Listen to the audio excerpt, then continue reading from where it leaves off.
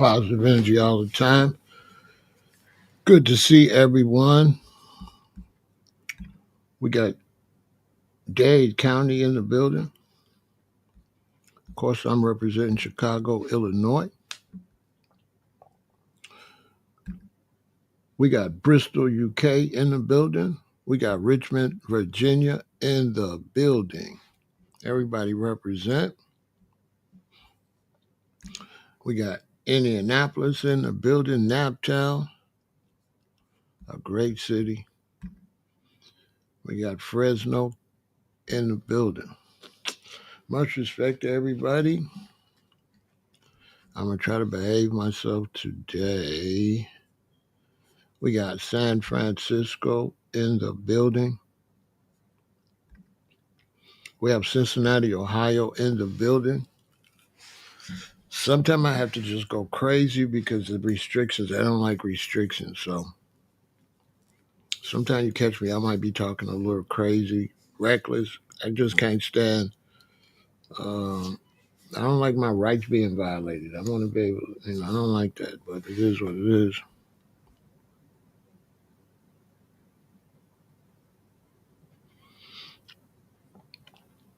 You know what I'm saying?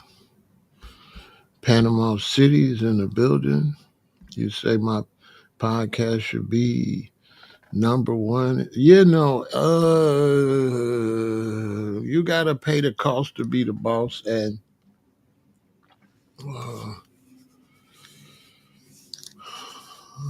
it's when you're in the Babylon system, you got to go by their rules, which I really don't. And so it's always going to be a little bit limited on how much they push me in the algorithm. They're not going to push me like that. You could tell, look how long it's taken me to get to 50,000 subscribers. I got up to like 40 something thousand, and then they just cut me off, which I'm fine with that. I'm fine with it. Also, in social media is a very opinionated thing. So I don't really do what's best for my channel, and people don't really overstand my channel. That's why I started Pharaoh Said That Live, so people can come and do it the way they want to do it. See, I got a channel called Pharaoh Said That Live I'm about to launch. And typically on social media, people want the right to express their opinions. So if you say go to the left, they want to have the right to say go to the right, which makes sense. But on this particular channel, I never set it up like that. And most people don't really overstand my channel. My channel is not, it's not a channel for debate. It's pretty much a channel for me just to express how I think. That's it. It's not for how anybody else thinks. And the idea of it is for just people to just listen. It's not based on people believing what I say. And that's where a lot of people don't understand. I'm not trying to push nothing. I'm just talking. And so if I'm just talking what I think, it doesn't make sense for me to debate what I think. It only makes sense if I'm pushing an ideology, then yeah. But if I'm just saying how I think, what is there to debate? This is how I think. And so a lot of people don't understand that. And so this channel is just how I think. And no matter how you think, you just come watch it. And then if you disagree, I mean that's not a problem. You know what I'm saying? You get to agree or disagree without telling me you disagree. You know what I'm saying? Like when I'm watching something and they say something that I don't agree with, I just I don't have to tell them, I don't have to tell them, oh, I don't, I just don't agree with it. If they come on, they tell me I should eat a lot of meat. I don't agree with it. I just don't eat a lot of meat. I don't have to tell them, no, no, you gotta be a vegan. So people don't understand that, which is cool. You know what I mean? Every now and then I'll ask people what they think. Most of the time, if there's a time where I'm asking you what they think, because I will have lives where I don't know. Right? So all my lives are not just my opinions. I have lives where I don't know. And on those lives, I'll be like, what y'all think? I'm trying to figure it out, and I figure it's a good discussion. So I do have lives where I don't know. I don't really know what's going on. And so I'll go live and be like, what the hell is going on? Do anybody know? So I do have those too. But it is what it is. Social media, you can't you can't uh, be on Babylon's networks and be anti-Babylon. It doesn't work like that. They just kicked my vegan intel TikTok. They've been, about 2 months ago, they got rid of my Pharaoh said that TikTok. They don't even tell me why. They just delete it. I don't know. I don't know which particular thing, but they just delete it. I have to go make another one. Yeah, they got rid of my stuff, but what do I care? I was born under black and white TV, then color TV. You know what I'm saying? 45 records, 33s, albums, 8-track tapes, cassette tapes, CDs, DVDs. So this stuff ain't gonna be here long anyway. All these social media platforms gonna be gone. They're gonna burn out. Okay? This gonna be like MySpace. It's gonna be gone. So ain't no need of me putting I ain't putting my soul into it. You know what I'm saying? You feel me? Not like that. I, Knowledge is like this, young people. When you hear something, stop trying to find out if it's right and wrong and just remember it. That's how you get knowledge. Just remember what everybody said. And then you will put the pieces together yourself. It's all remember it. That's it. I can't super fight over nothing I said because I have to update my information. I took a lot of my videos down when I got blackballed over here. And so I refurbished some of them and put them. And a lot of my videos that I refurbished and put on Vegan Intel, I had to take stuff out. Yeah, stuff I don't teach anymore. It's crazy. I said, I don't even teach that no more. Well, I teach it, but I've upgraded it, so it's incorrect now. So I said, oh, dang, it was interesting to watch the elevation. I upgraded, you know, it was deep. So I had to take stuff out. I said, I don't say that no more. So, you know, that's why would I try to make you believe something I'm saying that I might upgrade?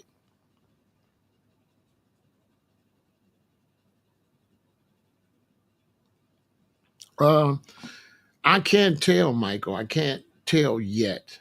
But when I get close to be able to tell, I will tell y'all when I'm getting close enough. Okay. My book could have been. I would be able to tell people when my book is ready, but me being a leader in my family for future generations, I'm not going to the Babylon system to help me with the book. I'm doing everything myself. I'm not going to publishers. So I'm not just writing a book. I'm going into a whole nother business too.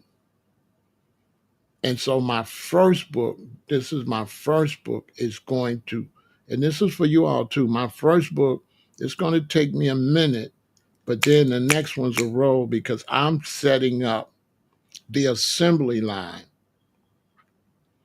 So everything is in order. So the next book is like bop, bop, bop, bop. Because I'm not going to those people and let them people give me no money up front and then rob me on the back end. So I don't want them to give me $100,000 and they make $500,000. I'd rather just make 200,000 by myself. I'd rather sell less and get all my money than to sell a whole bunch and they get all the money.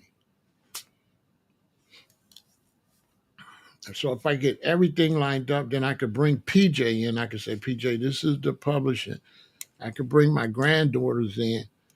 I could say, this is the publishing. This is that. I could put them as vice presidents or COOs. I could put them in the business. I could make out a will and be okay. The publishing company goes here, and we could. That's how you build wealth for your family. And this is why the Babylon system now wants to take away money and put you all in a cashless society, which will destroy your ability to pass your wealth down because you won't have no wealth. You'll be broke. You just have digits. You won't have no money.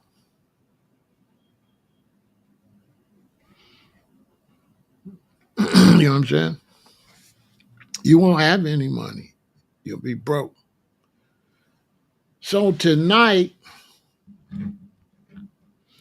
we're talking about four extra blew his fingers off his hand and partially blinded himself.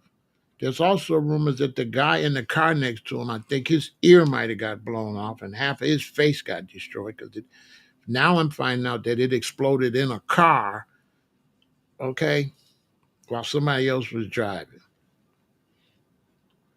This is what I'm hearing. That can't be verified, but these are the early rumors of the total situation, right?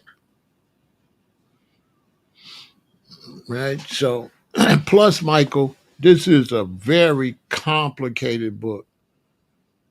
This is a very complicated book because it's a story and it's a biography. So it's like I'm writing two books, Mike. Right now, I'm writing a biography. Once I get to the part of my life where I want to stop the biography, then I got to go back and I got to tell the story I'm trying to tell you all and weave that through the biography. So I haven't even got to the story or the purpose. I haven't even gotten to that part yet, Michael. All I got to write down everything, right? So that when you read in the biography, the purpose of the book won't make no sense unless you understand the biography. So you have to understand my life in order for me to make the point I'm trying to make in the book. So it's deep though. It's gonna be fire. It's deep. But it's moving along quickly. I should be able to start having some type of estimate by like November or something. What's up, Street? Oh, you know what? I just sent you a message, bro, because I had a whole bunch of messages. I'm gonna hit you up.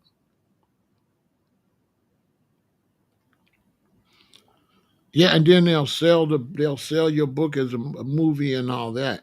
Because I got about 4 books. I got another book that I started writing, but I'm trying to see what the government is going to do before I finish that one. But back to this conversation. So a lot of people been, saying all kind of stuff about 4 Extra. A lot of people that he bullied was happy it happened to them. Some people saying they shouldn't be happy that that happened to them. You know, and that's a big conversation in the community. People try to decide. I mean, some people, you know, it's happy it happened to him because he's like a bully, and other people say no matter what, you shouldn't be happy that that happened to somebody, right?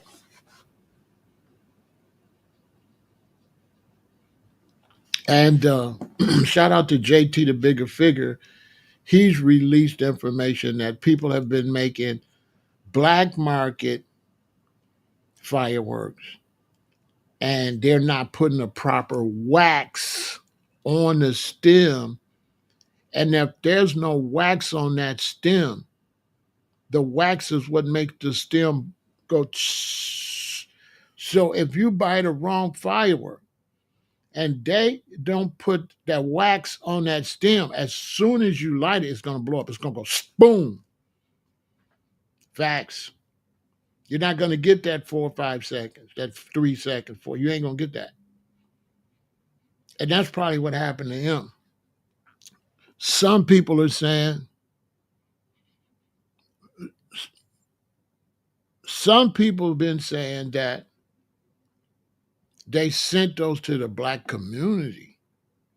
I can't verify that, but some people are saying that they've sent a bunch of those M80s, quarter sticks, and M80s to the black community that don't have the wax on the stem.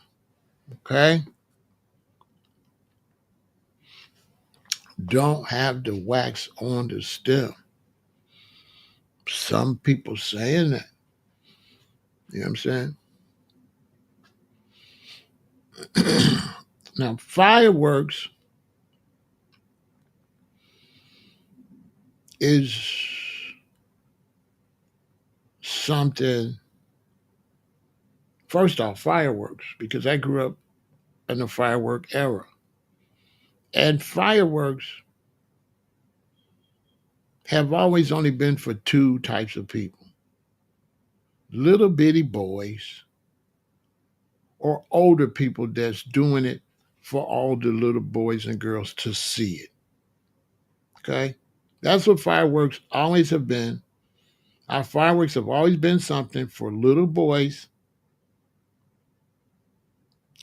and for older men to use to put on display. So, like when you go to the 4th of July, they have professionals come out that's good with the whole pyrotech life, and they set them up at the baseball field or the football field or your neighborhood park. These be professionals, older men, and then they put on the display for you to watch.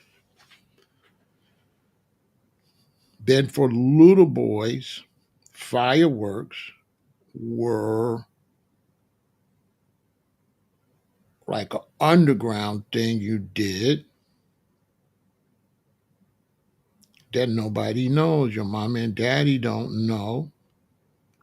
You out in the streets. You like 10. Because when you're really little, you can't move around to get none. But when you get old enough where you can go to the park by yourself, you know what I'm saying? Because the rite of passage for a little boy was when you could ride your bike in the street and leave the block. And so when I was growing up, your first rite of passage is when you can get on your bike and just ride. At first, when you first learn how to ride, you on the sidewalk and you ride back and forth. Your mama better not catch you in the street. Then you get good enough where she ain't watching you no more. And then, because you used to going to the park to play, You used to go into the candy store to get candy. It get to a point you don't ask mommy every time you want to go to the candy store. You just say, y'all want to go to the candy store? And y'all just go, right? You little kids. So you little boys get our bikes and we just ride around the block and all over the place. That's the age where you can run into the firecracker man, the man that sells the firecrackers. And firecrackers uh, and fireworks are like liquor. Okay.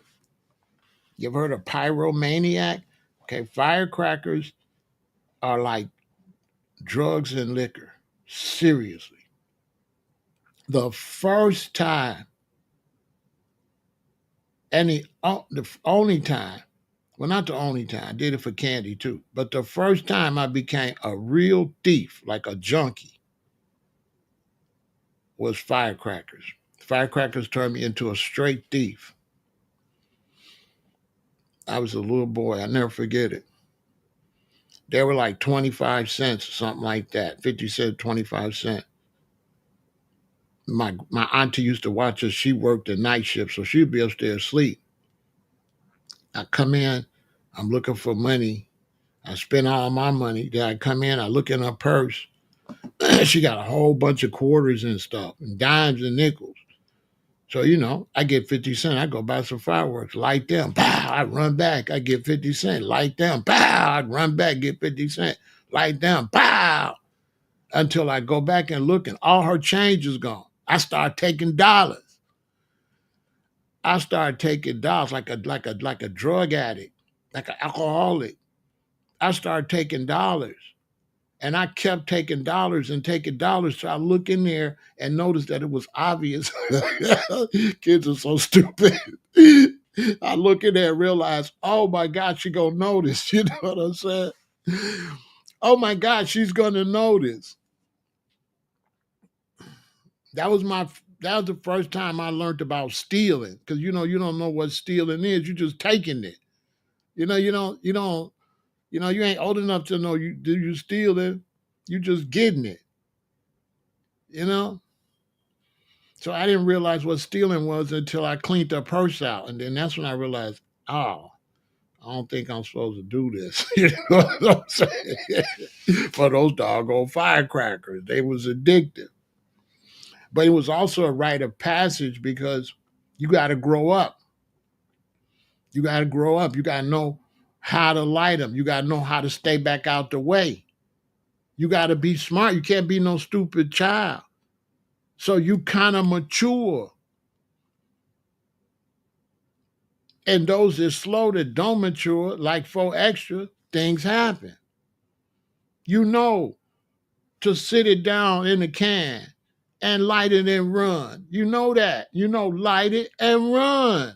And stand back here and watch. And when it don't blow up, you be like this. You don't go over there and touch it. You know this. Don't go back and touch it. You growing up. Man, I'm not touching that. It might go off. And these is firecrackers ain't gonna do a lot of damage. One time I did make a mistake and light one and it didn't go off. And as soon as I picked it up, it went off. It blew my fingers off. It pow! They didn't blow them off. It was just a little firecracker. But it could have, maybe, I don't know. It wasn't no cherry bomb. And then we know firecracker, cherry bomb. We not touching no cherry bomb. Then you get older. You know how it is. You're a little boy. You be a little boy a long time, but you be different types of little boy. So now when you start getting 13, 14, you buy M80s, right? You buy M80s, but you not going to hold it and light it. Listen, nobody hold no M80 and light it.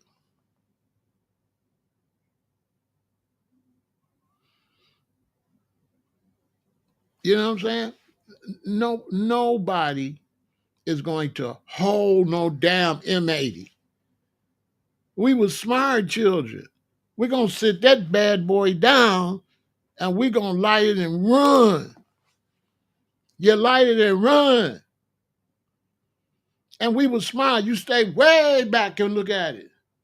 We don't, you know what I'm saying? You light it and you run.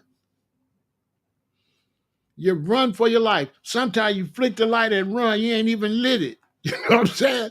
We wasn't like, oh yeah, light it. We was always like, oh boy, ah. You know what I'm saying?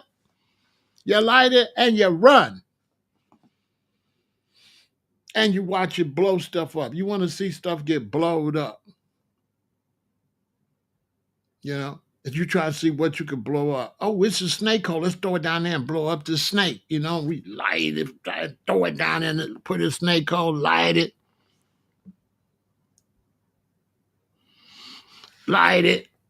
throw it in a snake hole, blow the snake hole up. Stuff like that. Throw it in the spider web. You know what I mean? So this man, he's too old for that. Like nobody that age, at his age, right? When I was growing up, at his age, he was supposed to be lighting firecrackers on the block for the little kids. That's what he was supposed to be doing. He too old to be playing with fireworks. He a lame. He a lame. I wasn't lighting no fireworks. How old is he? Let me see. Dude is a lame.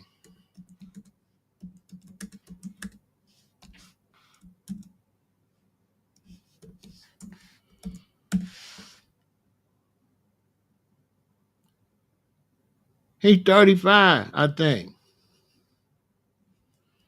He a lame. Come on, man.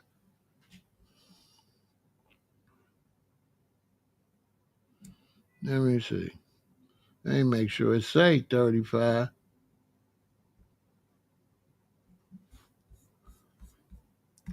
He a lame for sure. 30.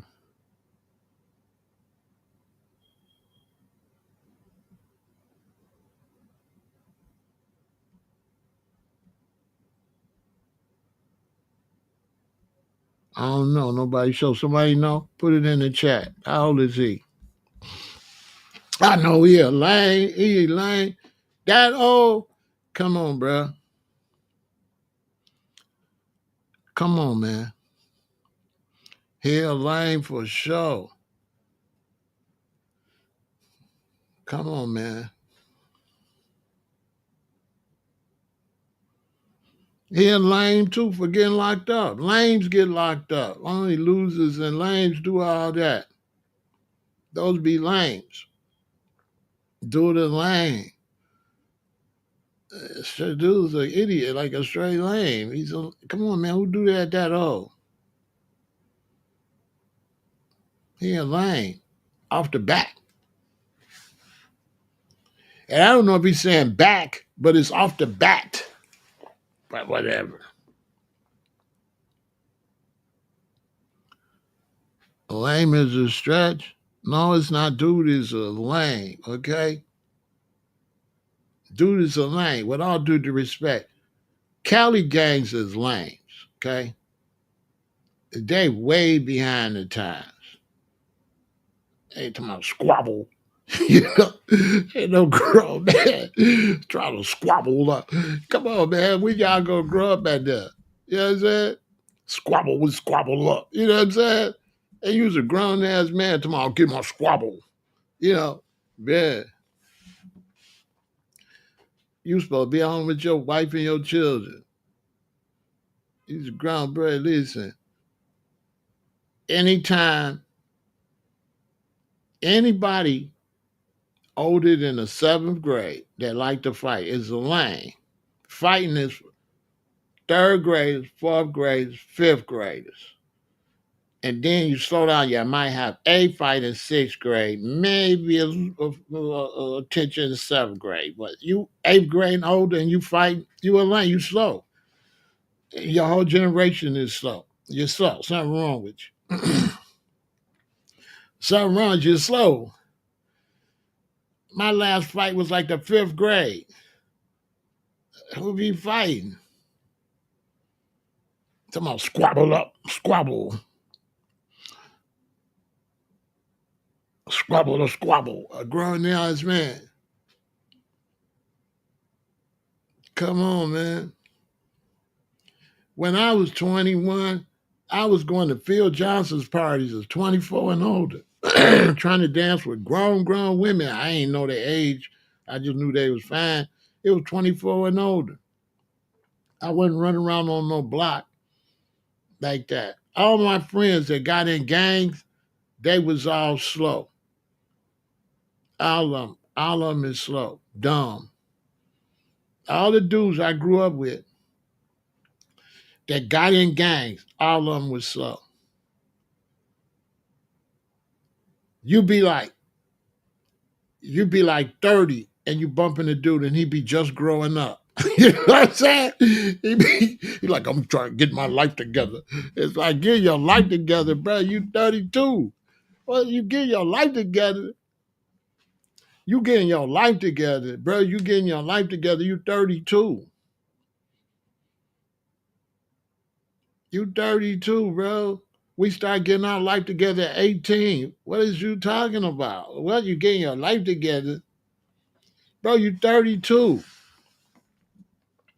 You're 32 years old. I couldn't. Come on, man.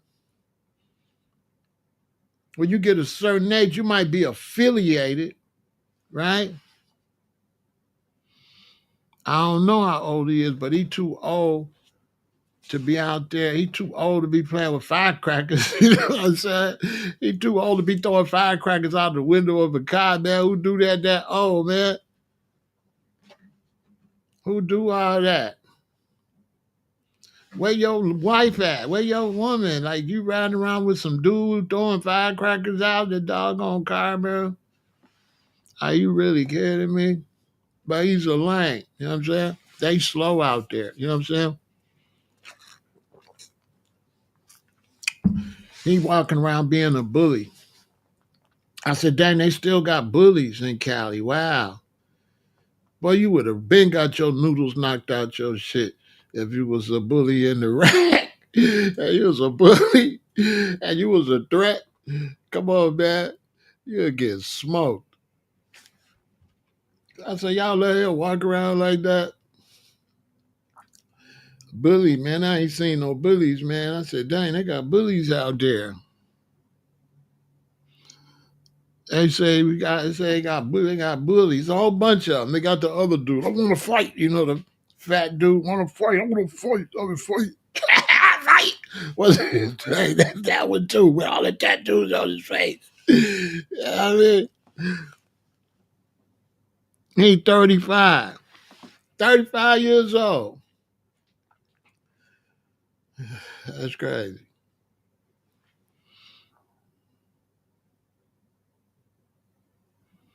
Nah, he wasn't. We got a different culture than them. If you got fireworks, you going on the block and light them for the kids. We got different culture. We do stuff for the kids. You know what I'm saying? We don't got that kind of culture like that at that age. Not Crip Mac, the other guy that the 4 Extra was trying to fight. Y'all know what I'm talking about. That's telling all the new prison stories. You might not, because I be watching everything. So I be saying stuff even young people don't know what I'm talking about.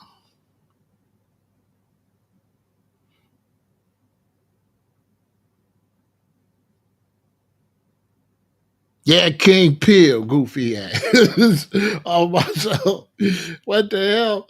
What y'all doing out there? It must be in the water. Grown ass men acting like that. Unbelievable.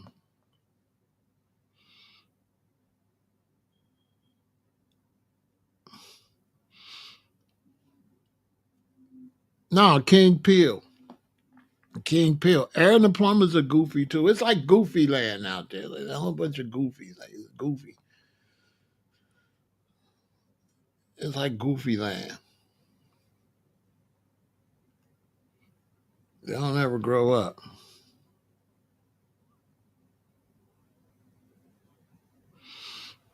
I lived out there. They used to then be like that. It used to then be like that. Yeah, it used to then be like that. I don't know what happened over the years. I guess so many people been institutionalized.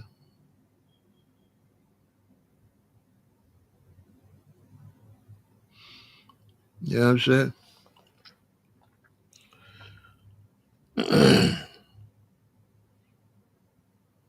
I sold fireworks. You know what I'm saying? I sold fireworks. You know what I'm saying? I sold fireworks, but the kids was just running up and down my stairs. That's when I was in O Block. It was just 30, 40 kids constantly running up and down the stairs. Every time I hear boom, boom, so I started getting paranoid. You know what I'm saying? I'm a hustler. I've sold fireworks, but I ain't finna go outside and be lighting up fireworks, riding around in a car. I don't know. That's like crazy. I can't even imagine doing that. I stopped playing with. I wasn't even playing with fireworks in high school. That was already corny. I stopped playing with fireworks in like the sixth grade. By the time I got to the sixth grade, fireworks was little boy stuff. For real. I wasn't buying fireworks and lighting fireworks at high school. You know what I mean? I used to go to Indiana and get my fireworks, spend like about 500, drive back, sell them, make, a few grand. It's a lot of money in them. I used to drive to Indiana and get them, drive back, boom. But at the last time, when I was at Harvey, it was cool because I was in a house. So they would be coming from everywhere. But when I was in O Block, they play right in the back. And then when they run up your stairs, everybody could see them, and the kids is wild. They don't know nothing about you going to jail and stuff. So it's 15, 20 kids run up at the stairs at the same time, run down 15, 20 more, and they going right out there in the parking lot and blowing them up right behind the apartment. And like the bigger boys is buying cherry bombs, but what if he throw it and it hit one of the little boys and blow him up? Then the police come say, "Where you get these from?" Him right there, see, 6420. See, so I got paranoid. Them big old jugs, like gallon glass jugs. I had 1.5 full of change because they kids, so they bringing change. You're gonna have to go to the big change machine and dump a lot of that change out. They bringing dollars too, but hella change. You know what I'm saying? Pennies, nickels, anything they could get. But these people are saying, this guy, he some people is saying good for him. People he bullied is happy. And then there's people saying, no matter how bad he was, you shouldn't wish that on him. But for me, I feel like he got exactly what he was supposed to get. He got exactly what was supposed to happen to him because he was threatening to throw him on people. And this is what a lot of people leave out. He was threatening to throw him on it. When he did this video. He said, "I'm finna run. I'm gonna throw these on people. I'm gonna throw them in somebody's house. I'm gonna throw them on somebody." So he got, and this the whole thing. This is real explosives.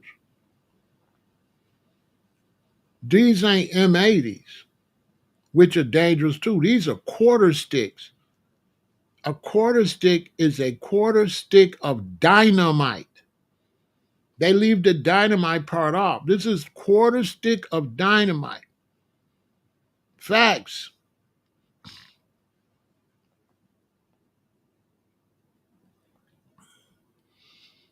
Well, the thing they saying, Wolf, is that if they don't have enough wax, if they don't have no wax on the stem, you have to have wax on it, and they're making the bootlegs and they're not putting the proper wax on the stem.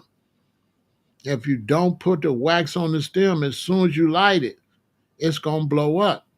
This is why when you go see real war movies and stuff like that, this is why they have a stem all the way back here.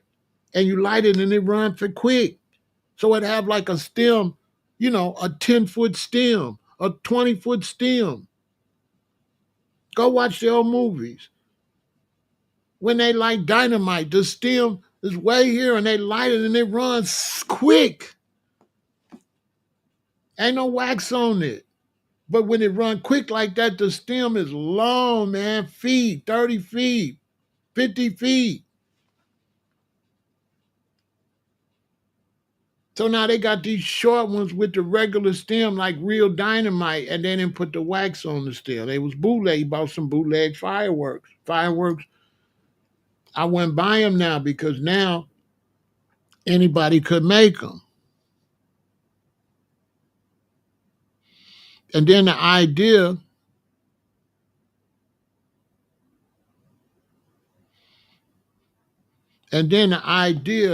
to light it and gonna throw it, you an idiot. You know what I'm saying? When you get out here, and he got everything he deserved. His whole arm should have got blown out because when you get on this internet and all these children can watch this, they could just hit YouTube and watch anything. And you telling our babies that it's funny to throw fireworks on somebody. Our baby's gonna blow their arms and hands off. Our baby's gonna blow somebody's foot off. Our baby's gonna go to prison. Our baby's gonna do all type of stuff because they're watching this grown fool teaching the youth to light a quarter stick of dynamite and say, throw it on somebody. Whether you playing or not, once you put that out in the universe, it's not playing. You said it.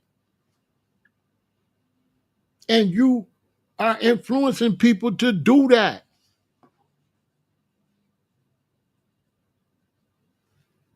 And God don't like ugly. You are lame, you slow, you mentally, can't say the R word, but you mentally are. And it all showed up. Because you never should have. And the thing is, from the revolutionary point of view, you want to throw them on black people. You want to throw quarter sticks of dynamite on your own race of people. Because he not going to ride in no white neighborhood and throw it. He not going to go in no Asian neighborhood and throw it. He ain't going to even go in no Mexican neighborhood and throw it. He going to go on the block where his brothers and sisters live and do that. That's what he going to do. That's what he going to do. So all this, you know what I'm saying? Now, I'm not happy it happened to him,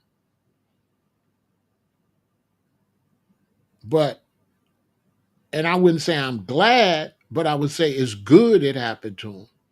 Let that be a lesson. Let that be a lesson to the shorties. Don't be playing with that and stop. Don't be running around here being no bully and all that. Especially y'all in LA. Because 4 extra would have been a motherfucker 4 minus in Chicago. He would have been unalive. He would have been gone. You run around and people scared of you, and these little shorties out here scared of you, they would have knocked them back. So I don't know what LA on anyway, where y'all got this letting people run around the big bad wolf. Y'all should have been shut dude down. Y'all bogus out there anyway. And now I'm telling you, all you Crips and Bloods, y'all ain't standing on no literature. Just like them in Chicago, they ain't standing on no literature either. Y'all gangs, y'all black gangs, y'all ain't standing on none of the original literature. Y'all all in violation. And all the heads should be catching violations. Seriously, dudes supposed to be getting lined up and catching violations. I'm telling you, the Crips, the Bloods, the GDs, the BDs, the Vice Lords, the Blackstones, the Four Corners, all of them supposed to be catching. All of them is in violation. Every black gang in the United States is in violation of the rules and regulations and codes of their gang. That is a fact. You are in violation. Total violation. Out of line. Out of order. That you was never formed for nothing that you're doing.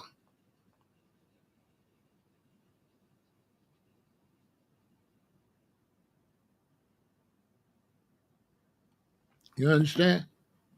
They ain't standing on nothing that they supposed to be doing. They ain't got no OGs. It's doing whatever they want to do. You're not supposed to be a threat to your community at all. None of that. None of that. Okay? All that's in violation. All of it. It's a total violation. Total violation. Even the squabbles supposed to be refereed and nobody's supposed to get hurt. That's a fact. Once you fight gang them, and once somebody start getting the best of them, it's supposed to be broke up. They supposed to hug it out. You ain't supposed to knock out no member. If you're a Blackstone or you're a Crip, whatever, you are not supposed to hurt no member. Y'all just have a little fight. When it look like somebody winning, then it's supposed to be broke up. It's supposed to be all love. It's supposed to be forgiven. It's supposed to be over with. That's the rules all across the country. And they violating all the rules in these cities. All the rules. They violating all the rules. All that putting peanut butter in somebody and all that, pulling people's pants down and spitting in them. Man, all that is a violation. All that's a violation.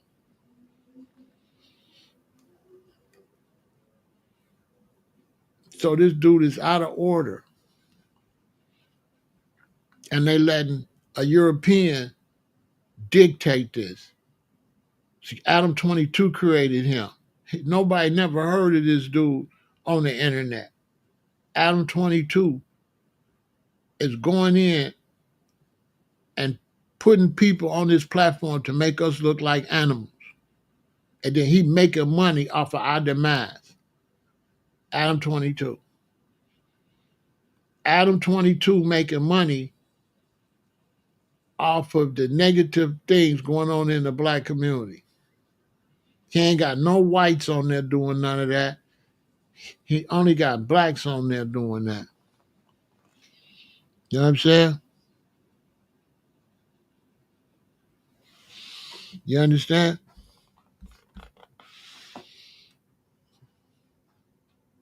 Straight up. He coming to the community and he getting them and he putting them on the platform and he making a whole lot of money with everybody looking and laughing at them. When Vlad TV had first started, and you would go look at Vlad TV, and when you would read Vlad TV's comments, it wasn't a black person comment. It was all racist comment. So he'd have all this black content on, but the comments was all white racist. Straight up. The comments was all white racist. Straight up.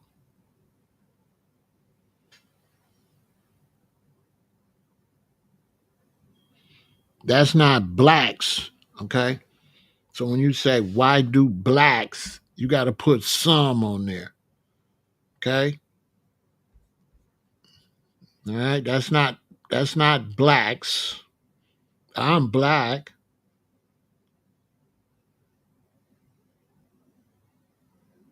So that's not blacks. So if you're gonna ask a question, make sure you ask an intelligent question. Why do some younger blacks? Okay, but you got to put some on there because blacks work, blacks got jobs, blacks drive the bus, blacks are police officers, blacks are carpenters, blacks work for the government, blacks work for the state government, blacks work for the. My mother was black. She worked for the United States government. Okay.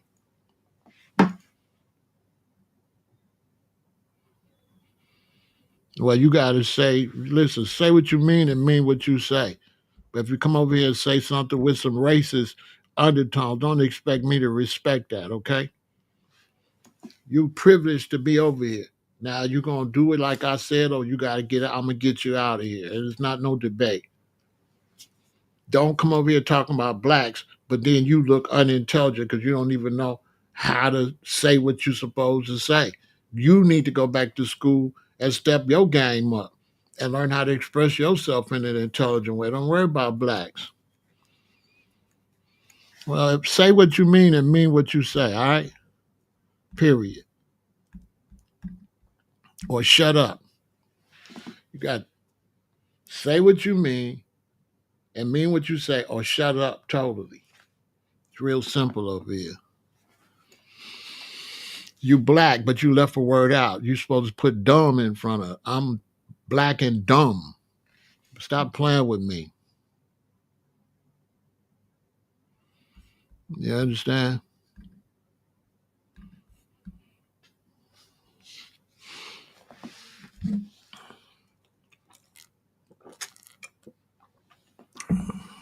Somebody said we the ones. We ain't doing this. A few people doing it.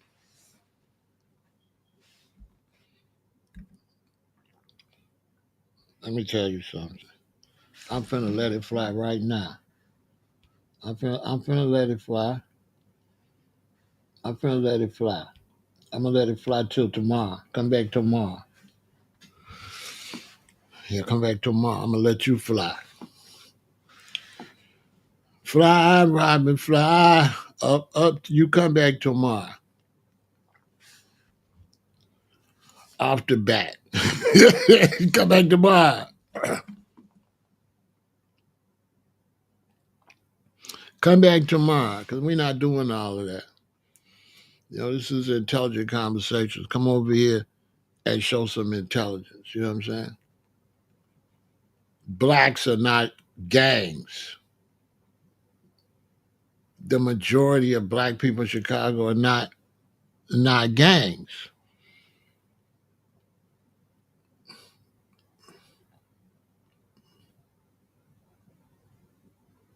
If you go to a family of six, they might have one son that's in the gang. They might have two, but it ain't gonna be no. It ain't gonna be no lot of gangs. We're not in gangs. Just like you got the Latin Kings, but Hispanic people are not in gangs. Just some of them. You know what I'm saying? Just some of them. We're not gonna stereotype. Like white people aren't Ku Klux Klan or Nazis. Some of them. You know what I'm saying? You gotta be, we try to be intelligent. We don't want to just be stereotyping. So now blacks are not in gangs. We have universities and colleges and you know what I'm saying? I got 6 children. None of them is in the gangs like that.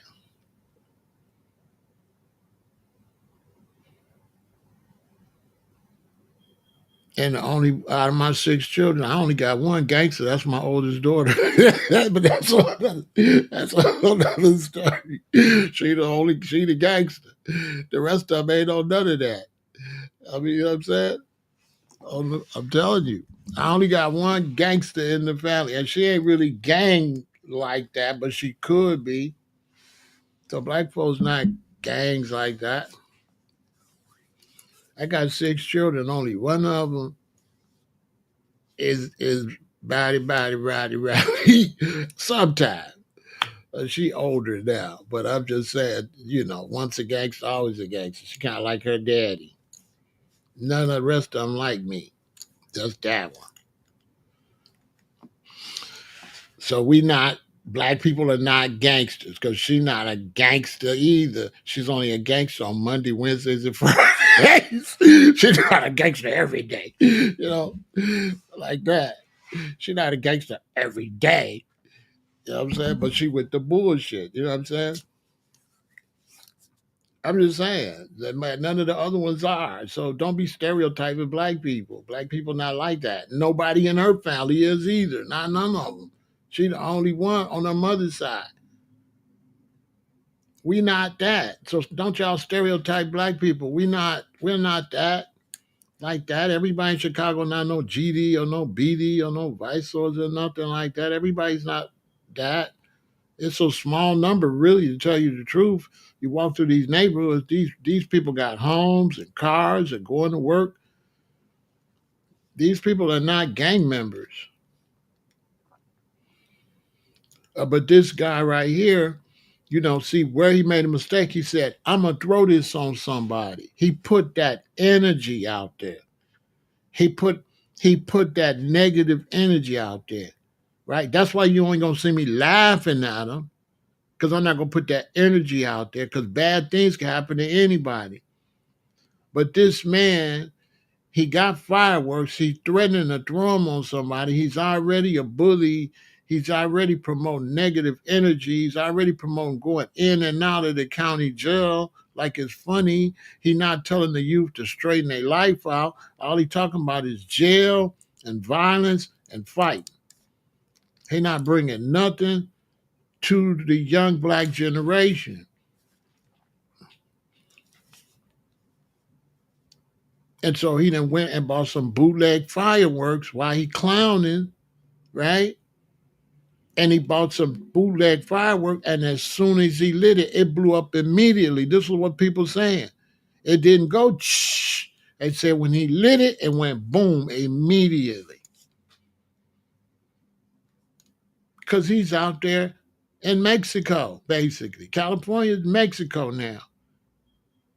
And so them things could have been made by some cartels or anybody.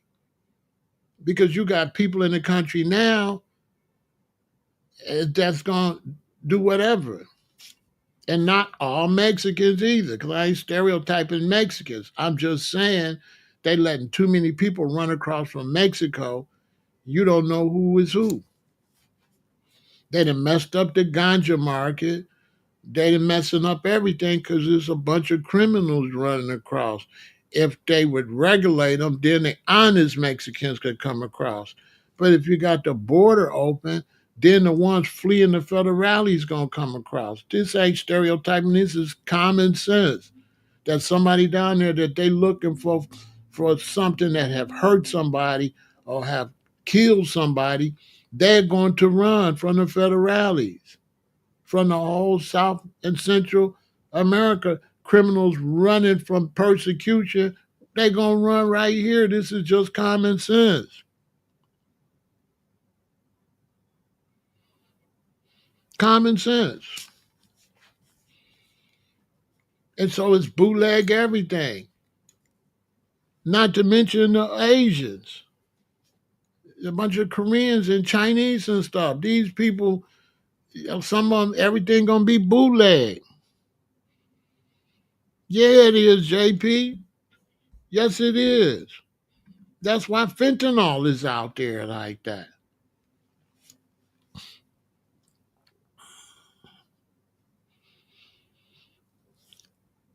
He might have saved his life.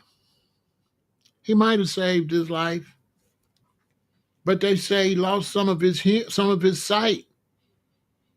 And they saying the guy in the car next to him lost his ear. Can't verify that. I'm saying they saying that the person with him, it blew off side of his face and his ear because they was in a car. And I'm telling you, man, if a quarter stick of dynamite go off in a car, he'll be lucky if he get all his sight back.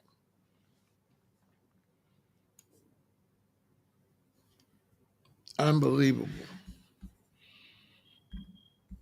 Let's take a break, and then we'll finish the conversation.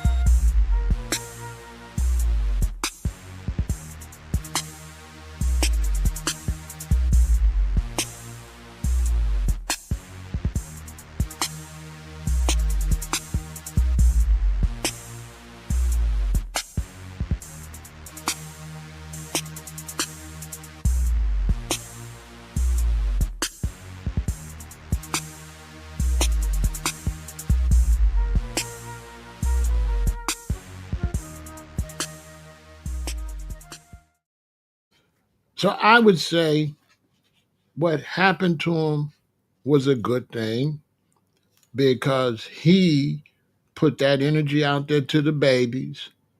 And now nature and the elements have showed the babies don't listen to him. So his problem is going to save a lot of fingers. It's going to make a lot of shorties calm down. It's going to make a lot of people stop acting like a fool. And so for the community, it's a great thing that that happened to him. He threatening to throw that on people in the community, and now everybody see, behave yourself. He's the sacrificial lamb for people to behave themselves. And that's what you get in Cracker Jacks. If you want to go out here and threaten people and say that you're going to throw that on people, and then it blow up in your hand, you got everything you deserve. You threaten your own community, and you've always been threatening nothing but your own community. And he's been a terrible example for the young people. You know, if I got a young son, my son see him, my son want to go throw him on somebody. See, when you get a grown man, you get out there and say, I'm going to go throw these on somebody. I'm going to blow an N-word up. And then our sons see that, they think it's funny because you a big star. You all over YouTube because Adam 22 will make you a big old star. And so the shorties is easily influenced, especially the ones that don't want to do well in school and they ain't trying to do well in school. And they're going to look up to this dude. And they're going to go out and try to do what he do. But now the energy in the world has showed the youth, no, this is a damn fool. He blew his own hand off. You know what I'm saying? So it ain't nothing ain't off the back. It's off the hand. It's off the wrist. Only thing that's off is his fingers. The back ain't off. Your fingers off the fingers. Because you're out here like a fool. Somebody should have checked him. Good to see you, Drew. You put that out there for our babies. You in our community threatening to throw sticks of dynamite in your own community. Bro, you out of line. You out of line. You're 100% out of line. That's out of line, bro.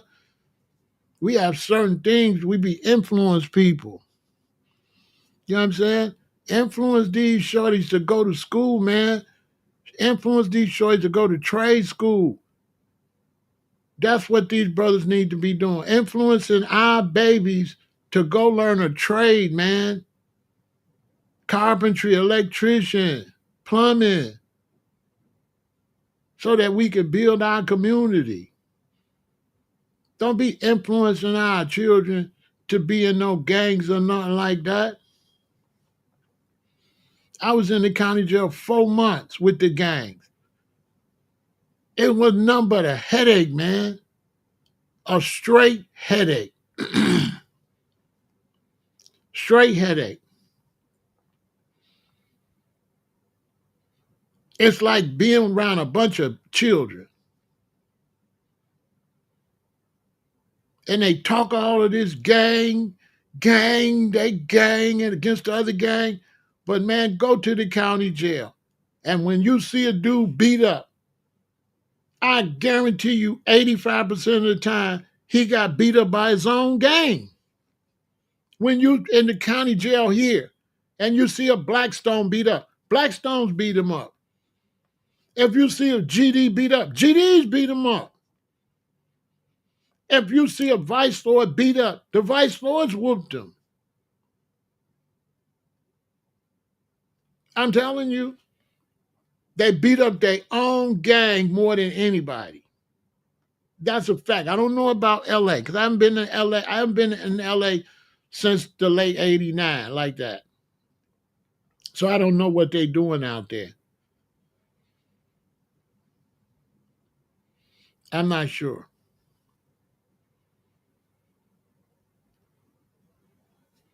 When I was out there, they were still standing on the neighborhood. They were still looking out for the neighborhood. You know what I'm saying? When I was out there, I lived on the block with the Crips, and all they did was protect their neighborhood from somebody else coming over there writing on their walls and stuff like that. They wasn't really. They was just on the block. They wasn't running around. Uh, hey, April. They wasn't running around doing goofy stuff. But I know here in Chicago, they ain't going by none of the laws. None of that. It's a bunch of renegades. As a matter of fact, a lot of times they little gang be like, dudes from all the different gangs get together, rah-rah click, or scoop dog click. You know what I'm saying? They don't even be from one gang. Like in O Block right now, you got dudes in O Block saying the hell with the BDs. So it like ain't no structure. Because the powers that be and the police and them, they took away the structure. They knew what they was doing. If you lock up the structure, if you lock up the heads and charge the heads for these crimes that everybody else did, the heads didn't even do it. So they give you a fake conspiracy and charge you for what people in your gang did when you ain't really responsible for it. And now there's nobody to lay law down and discipline. It's going to be out of line. And then you got black people saying they don't like the gangs, but it's impossible not to have gangs if you're not enforcing education. And black people not enforcing education. You're not enforcing education. How you going to have a bunch of dummies and don't have gangs? It's impossible. Dummies equal gangs. It's just that's what it ain't about crime or nothing. Dummies equal gangs.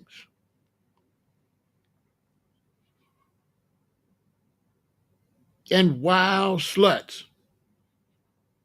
Because when you go to class, let's say it's 25 in the class, and the ones that's doing their own work and studying and getting passing grades, they got some pride.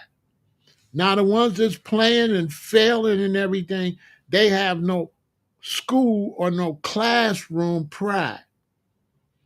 So now the ones that's doing real good, getting all A's and B's, they got some self-worth. The ones that's flunking when they in school, they have no self-worth. So now when they go outside, they got to try to create some self-worth. So the females become sluts and the boys become gang members so that they can build some type of rank and file, because you ain't ranked in school. You're not an A student or a B student. You're failing. So now to cover up the fact you failing, you go and start doing stupid stuff. This is what always happens. You want to start having sex early. You want to start doing all this because you won't stay focused on that. So now then they start blaming the parents. Instead of them going to school and doing what they supposed to do to be better, they mess around, start messing up, then they start the blame game. My mama was always at work, or my daddy was something. They make up something. Then they start getting their sense of pride from the streets. So like when I went to school, all of us that did well in school, we never got in gangs. But Rat Face and some of them like that, they got in gangs. Why? Because they was failing in school. You can't find hardly nobody that go to the gangs that's smart. It's always dummies, which really ain't dumb. They just lazy. They just don't do no work or nothing, and their parents don't enforce that. So their parents let them go and flunk and still buy them clothes and stuff like that. Sometimes they live with their grandparents who are the worst parents. They too old to be parents. So the child don't have to do nothing, and grandmama and granddad still buy them stuff. Whereas daddy and mama wouldn't buy you nothing. And we'll dog you. right? So they get, like rat face parents was older. They weren't grandparents, but they was old people that had this young boy. And so then he go hang with the older rat faces. And then they become a gang. And then they want to terrorize the smart children. The only problem is that being done don't mean you can fight. See what I'm saying? And so for my generation, it was cool. You was dumb and you was in a gang, but you're gonna get beat up though. You know what I'm saying? Because a lot of times the dumb kids ain't athletic.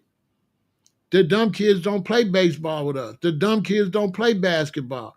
They just sit around and be baby gangsters. They stop doing physical activity and just start walking around, drinking and smoking cigarettes and walking around, I'm a lynchman gangster, I'm a Blackstone, right? So a lot of times they gang members, but they don't got no hands though. You know what I'm saying? You still gonna have to, you know what I'm saying? You still gonna get beat up, you know what I'm saying? So then they started to use their group to terrorize you. If I beat you up, you're gonna go back and get the rest of the stones. If I beat you up, you're gonna go back and get the rest of the BDs or the GDs or the Crips or the Bloods, because you can't fight.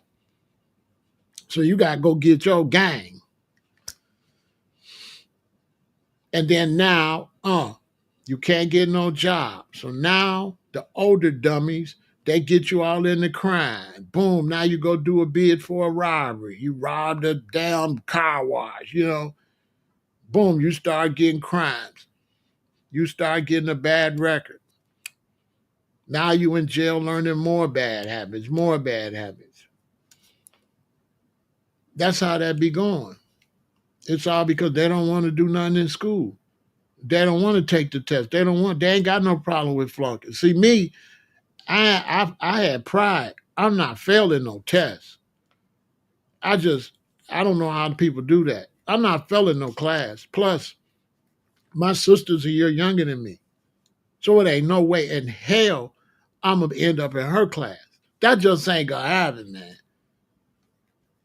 Cause I never hit the end of that. So I gotta pass. You know what I'm saying? I didn't like being no dummy. I didn't like missing school. I went to school every day. I didn't like missing school. And so once you don't want to go to school, you start leaning towards dumb shit. This is a fact.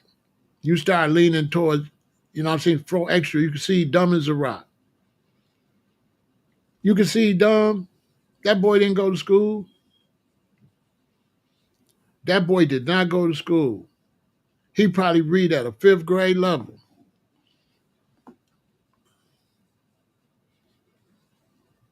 These children now coming up in the black community and they grown, they read at a fifth or sixth grade level. Look it up. And then when you're in the street, boom, you start drinking. Boom, drugs. Boom. Now you a dope fiend or alcoholic and a gang member. So not only is you doing unnecessary crimes, you got to feed your habit. You understand? I ain't like missing school under no circumstance. And I ain't like dumb kids. I never would talk to a dumb girl. I never talk to a girl that don't go to school. I never talk to her. So now for the women, when they do that, they can't get no man but a dummy. They can't, ain't no intelligent man gonna date you and you a dummy. The only one gonna date you is another loser. This is a fact. Birds of a feather flock together. This is what happens. So now the only way they could get their glory is who's the most gangster. Ratface got unalived. He was gone. Scars all over his face. All the dudes in my neighborhood that didn't go to school want to be gangsters, they all died broke. They all was still raggedy in the hood. I had been to California, why all that come back? They were still on the block. They were still by the liquor store. What's up, Stu, man? Man, Stu ain't seen you in a long time, man. And they wasn't even no gangsters no more. Because you can't be no dumb gangsters. And so when you drop out of school, you ain't no gangster. You a two-bit hoodlum. You a gang member, but you ain't no gangster. You got to have a certain amount of intelligence to be a gangster. You can't be no stupid gangster. You can't get no serious crime. You got to be smart. The idea that you could be dumb and do crime is the craziest thing ever. That's why young people go to school, because you still gonna have to be intelligent. Don't think you can drop out of school and do crime. You cannot. You still have to be highly intelligent. You still don't have to speak well. You still gonna have to know how to read. And that's the difference between those like me that never been to prison, that can express myself in front of the judge and convince the judge that I didn't do anything. I'm a good guy. Then you, yeah, Your Honor. Well, Your Honor, you know, Your Honor,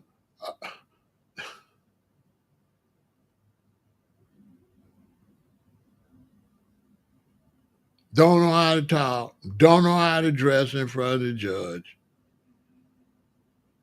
never had to express yourself with no intelligence. The prosecutor gonna run over you. Okay, the prosecutor is educated. If you dumb, you can't lie good like me. You can't lie like me. I'm intelligent. I could tell real good lies, like excellent lies, and remember everything I said. The prosecutor can't trick me up. I'm educated. I can read. I graduated. You dumb. The prosecutor say, so was you over there at 4 a.m.? Yeah, Your Honor. I was over there at 4 a.m. Then later he said, the prosecutor said, so what time did you do that? Man, it was about 8 in the morning. Well, you just said right here, 4 a.m. Dummy. Okay, guilty. Bow. You ever seen them? They got to go up there and the penitentiary deliver speak for them, the PD. They give you a PD, penitentiary deliver, public defender. And the public defender say, well, Your Honor, my client is stupid, but I'm here to represent him. And, he's willing to take the 3.5 years, Your Honor. Right? Stupid? Uh-huh. He got a public defender, penitentiary deliver, speaking for. You know what I'm saying? Telling the judge, go ahead and lock you up. Just don't hurt you with it. Just, lock him up, Your Honor, but make it a light crime. And you standing there, okay, Your Honor, and you just go to jail. Then you come to jail, you know what I'm saying? You get back to the deck, you dumb. Now you mad at the world. And so now you want to bother me. So you dumb, you never went to school, you a dumbass, you did stupid crimes, you finna go to prison, you come back, and now you want a pencil in your neck on top of that. Like a pencil or pen in your neck, bro, is not gonna help your situation. Stop playing with me, okay? Stop this. This ain't what you want. Like, yo, you got it bad enough. Go sit your dumb ass down somewhere before you get dirty up in here, stupid. Get the hell out of here. Boy, you stupid. That's why you looking at time for stupid crimes. You know what I'm saying? This big Pharaoh, I'm in here for allegedly, high level criminal situations. I'm not in here for no little boy shit. That's why I'm looking at 8 to 40, fool. Up in here are dumb. They be dumb too. I help them because I don't look down. I helped all the brothers in the county jail. They really do be dumb. I helped a brother rewrite a letter to his girlfriend And when he gave me the letter, I didn't understand one word. It's not one word in the letter was a real word. Finally, I just pronounced it how he wrote it. And he wrote every word the way it sounds. So he might write word WRD. You're looking at, what is that? Oh, that's word. I started working with him to write his letter to his girlfriend. And he got the one part in the letter that really hurt me, though. I never forget, it's like one of my worst experiences with black men. He got to the letter and he said, THE. And he looked at me and said, that's the, right? Man, that was horrible. That's one of the worst things I ever seen with black people. This man was 28 years old. He asked me, was THE the? Hey, man, that hurt so bad. I can't explain to you how much that hurt. Because I haven't been around them type of people. I didn't know brothers was that bad. He 28 years old. He don't know how to spell the. Hey, man, it's one of the worst things I ever experienced with black men. I can't express to you. I don't know what to tell you. That hurt bad. That hurt so bad. It hurt. Man, that really hurt. I'm not kidding. Because he was like a good brother, though. He had a girlfriend. They was always stabbing each other and stuff. He like, did she stab me right here with a fork? Didn't see this way she cut me? You know, like that. But they was mad in love, but they was both slow. He's a good brother, but their low intelligence level makes them quick to anger. It's like a psychological thing. When these brothers and sisters don't get no education, they quick to anger. They quick to physical. Because they're not intellectual. They can't deal with the intellectual. So they always turn to violence. But they're not really bad people. You understand? You said it'll continue until we run the educational system. I mean, to be honest with you, the main reason our community failed is because we don't have a system of courting anymore. So they took the power away from the parents. So now your son or daughter can go get with a loser that's going to bring their life down. And then you got no say-so on who they can date and who they can marry. So you used to have a say-so over that. It used to be a time a boy come to my house to get my daughter, I could come with the shotgun and tell him don't ever come back up there. But now we got to the point where the girl can run off and be with him anyway, and you can't do what you need to do to her. You're supposed to be able to drag her back home and put some punishment on her, physical punishment on her. Not hospitalization, but you're supposed to be able to make her cry. You're supposed to be able to force her to do what the parents want her to do. So they took away your rights as a parent. Your children can run away. They can talk back. They can do whatever. A father used to be able to control who his daughter dating or who his son dating. They took that away. They still had that when I was little. When I was little, you go to a girl house, you ring the doorbell, you say, can Yvette come out? Her daddy come to the door, you say, Yvette, come out? What you want with Yvette? Get away from my door. Boom. Just like that. They don't do that no more. They don't do that no more. So now you got bad crossbreeding because if your son ain't doing good at school, he only going to be with a dummy, and then these two dummies going to have a baby, which is going to be a dumbass baby because mom and daddy dumb. The baby ain't got a chance in hell. The baby ain't got no decent parents. You trying to be a parent, but you ain't been to school. You don't got no intelligence. You can't sit down and learn. You run from learning. See, as soon as you run from learning and you cutting class and you running from learning and you running from going to the next grade and learning something, you can't be no good parent. How? You running from learning. How you gonna raise somebody to learn? And the parents can't do nothing.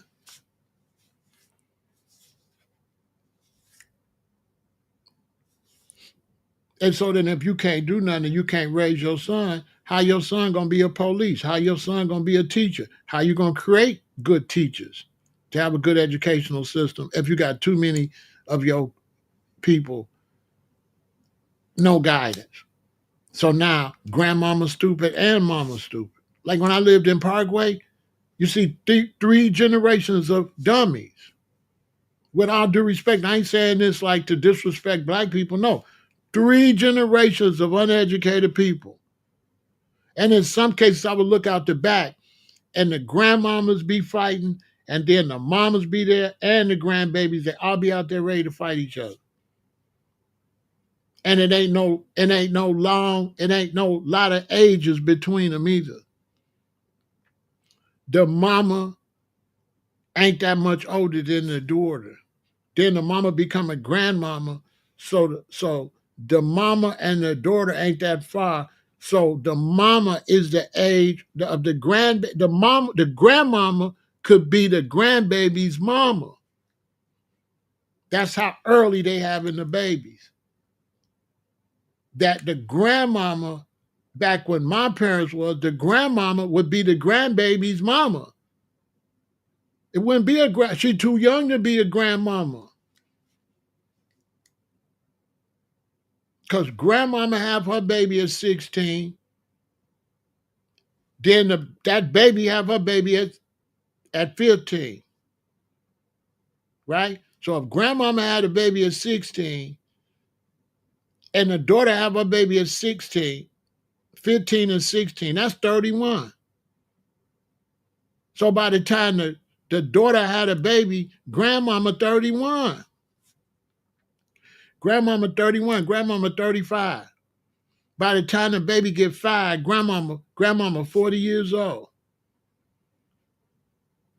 Grandmama could be mama. Do the math.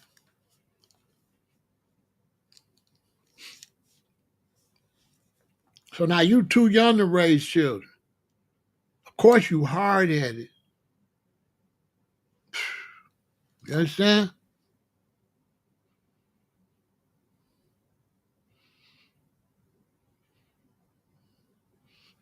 And so it just be worse and worse and worse. They had these babies too damn early. And then the babies grow up and have babies. And with girls, it just create a whole bunch of babies, dumb babies. With boys, it create murderers, killers. When you do that with boys,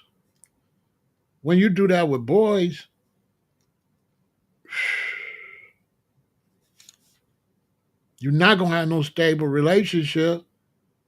So your son got to see his mama with this dude and this dude and this dude. So he don't got no daddy like that because you're going to be transient. You ain't going to be stable. You done had a baby by a dumbass nigga. This nigga, you know what I'm saying? You done went and had a baby by a dummy because you a dummy. So you ain't got no intelligence. So who you going to like? A dummy. So now by the time she had 3 or 4 babies, all of them daddies ain't shit. Because she ain't got the intelligence to be around no intelligent men. Ain't no intelligent men want her. The birds of a feather flock together. So people that's going to colleges and universities, they get married. They don't marry no dropouts and shit. They're not going to stoop down in the hood and marry you like that. That's how you end up with all these faux extras and all these weirdos in Chicago. You see all these drill rappers in Chicago. That's where they come from. I'm telling you. I was a part of the fall, so I know. See, my parents and them wasn't a part of the fall. I was living when the fall happened. When I was a child, everybody in Maple Park had a mama and a daddy. There was no single mothers nowhere. There was not one single mother on Carpenter, on Aberdeen, on May, on Racine, on Troop.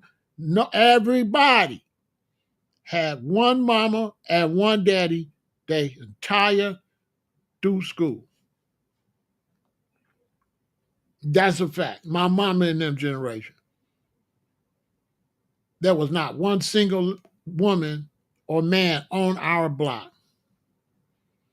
There's one guy, his name was Mr. Jones. He was an older guy. People say he was in there watching porn and weirdo stuff.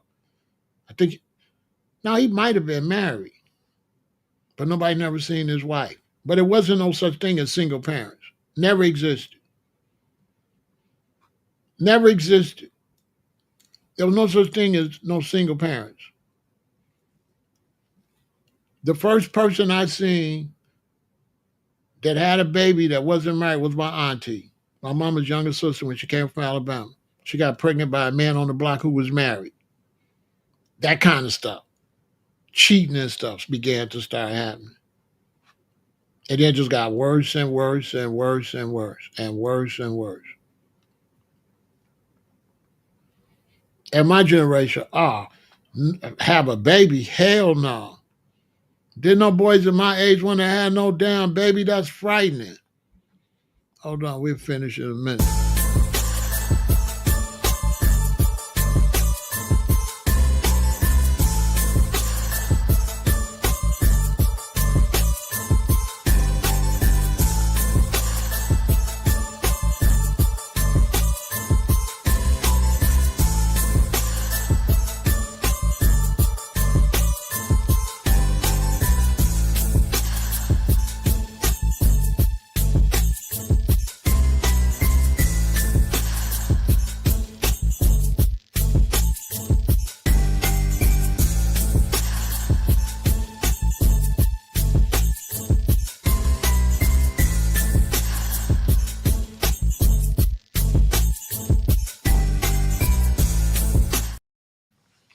So now, we went to the era now where people like No Jumper and them is taking these losers and making them internet stars. Brick Baby, and look all up, look, Loose Cannon. Just look. Look at the people that they making internet stars for black people. Name me 4 white men like that.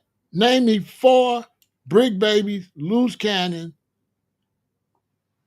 4 extras,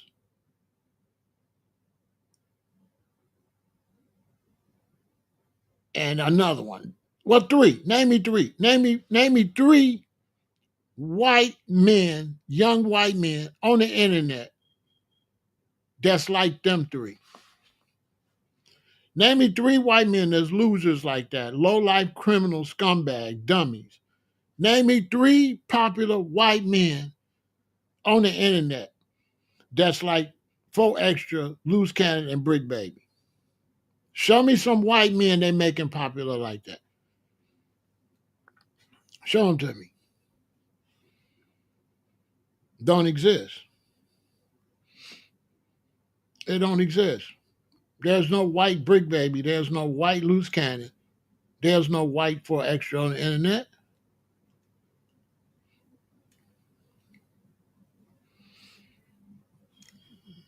It's not.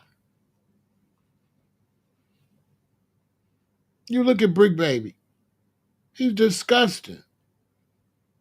This is the representation of a young black man. All the other brothers, they got to go. All our intelligent black men, they got to go get their own channels. They don't get pumped on these channels. You ain't gonna see them interview no brother that's going to school to be an engineer or nothing. You ain't gonna see Adam he only gonna exploit the black community. Same with Vlad. I ain't gonna necessarily say he culture vulture when it comes to rap, but he definitely exploits the worst in our community. But he will at least interview movie stars or everybody. I'll give him that. He not as bad as Adam. Adam is horrible. Adam only shows the worst of the Hispanic and the black community. That's all he shows. And he makes money off of exploiting Hispanics and blacks. He don't do his own race like that. He protects his own race.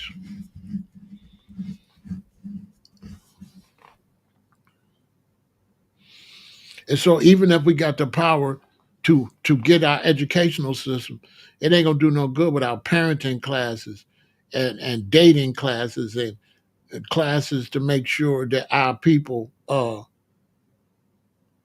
we got to make sure that our young people learn how to date, how to pick a mate. We got to stop our daughters from sleeping with losers and having their babies. Because now our daughters got to grow up and raise these babies by herself because you done had them by a bum, by some loser. And the only way you're going to do that because you ain't standing on nothing. That's why you're attracted to a loser. If you standing on something, ain't no loser, you ain't going to have no baby by no loser if you try to make something out yourself. The only way you're going to have a baby by a loser is you ain't trying to make nothing out yourself. You a loser too. Birds of a feather flock together. And so you're looking for a whole cultural change. Okay? The only way you can fix the black community is we have to take over the municipal system. We cannot let them tell us we can't spank our children and all that. We got to let white America know you mind your business and we mind ours. Because they're going to have you raise your children in a way that you're going to always lose.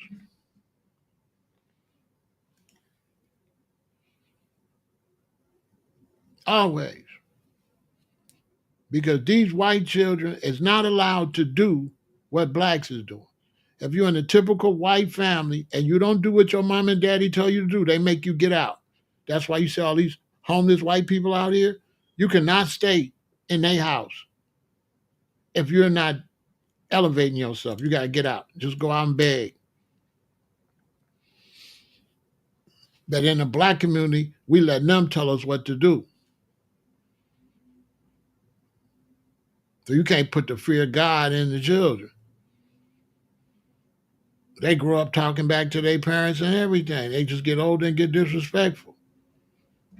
You got to pop them. You know what I'm saying? You got to pop them. Seriously. You be looking at your own son or daughter like, you do know what I'll do to you, right? You know what I'm saying? Seriously. Because everybody going to let them get away with that. Especially when it's a situation they got two different families and shit like that. And you got the mother's family, you got the daddy's family. And let's say one side of the family ain't no good. And then your child going to lean towards the side of the family that's a bunch of bums and losers rather than the side of the family that's on something. So then when you go back and look at that side of the family, it ain't one person over there worth a damn.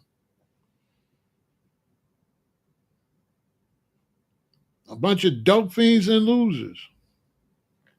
Well, of course, a child gonna want to go where it's easy at. So a child is gonna always want to go where they can get a break. When I was growing up, there was nowhere to go to get a break. There was no relative that taught different than this relative. But now, one they can go here and learn this where it's strict, or they can run over here where it's not strict.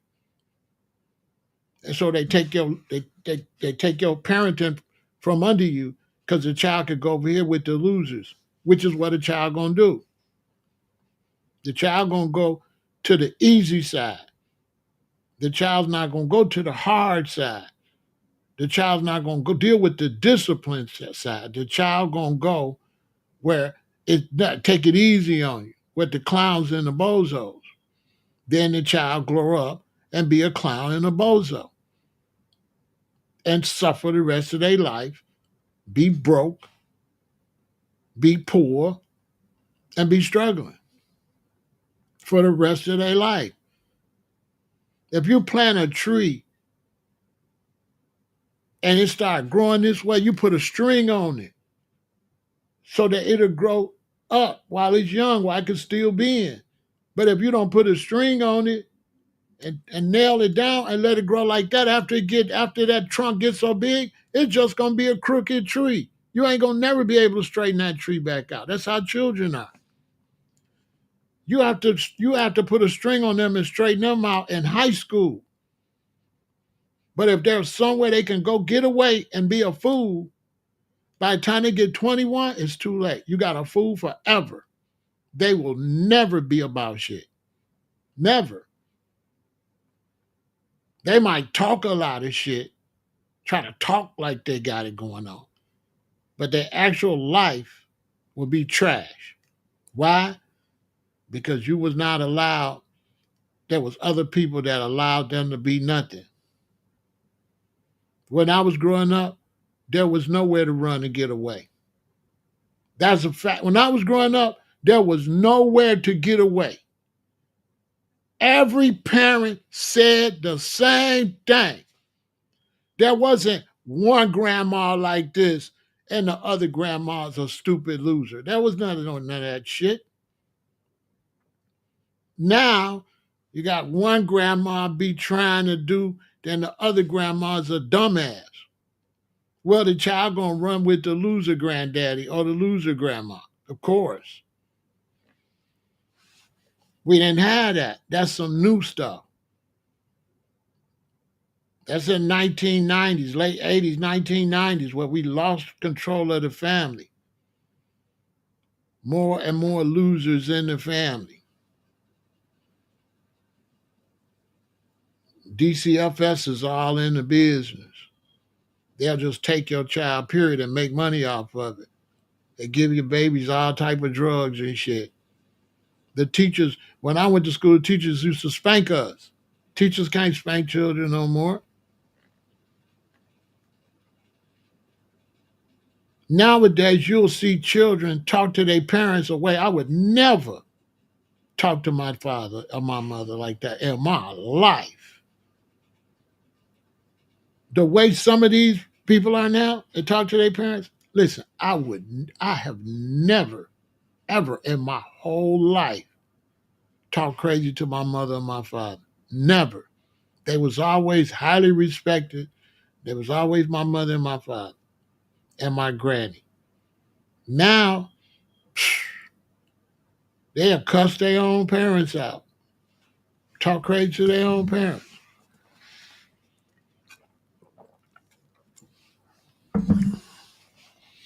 And then, you got to let them go because you can't put them where they supposed to go.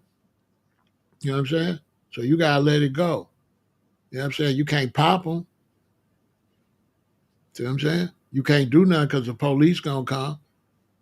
You know what I mean? You can't pull up on them and give them no straightening because the police going to come. You can't shut all that bullshit up they be talking. You just talking. Daddy, I hurt you. You know what I'm saying? But go ahead, run your motherfucking mouth. You lucky, that type of shit. I hear you talking. You know what I'm saying? But once you behind, you stay behind. You might be a gangster, but the older gangster is always going to be more gangster than you. You're never going to catch up. It moves like this.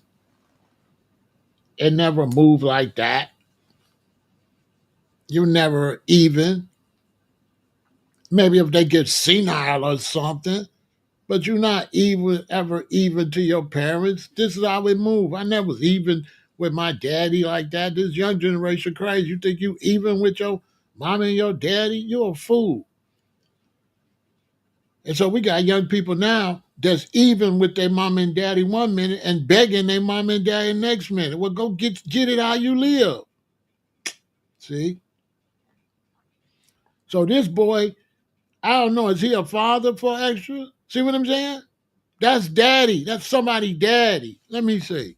Just think about that.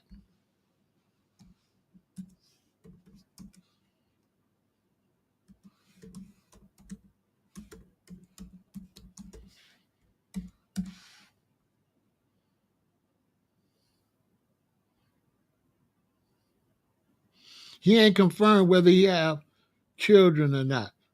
But it say that he had a baby on the way, April 2025. For Extra has sent his baby mama a message. So he got a baby. Think about that. Think about that.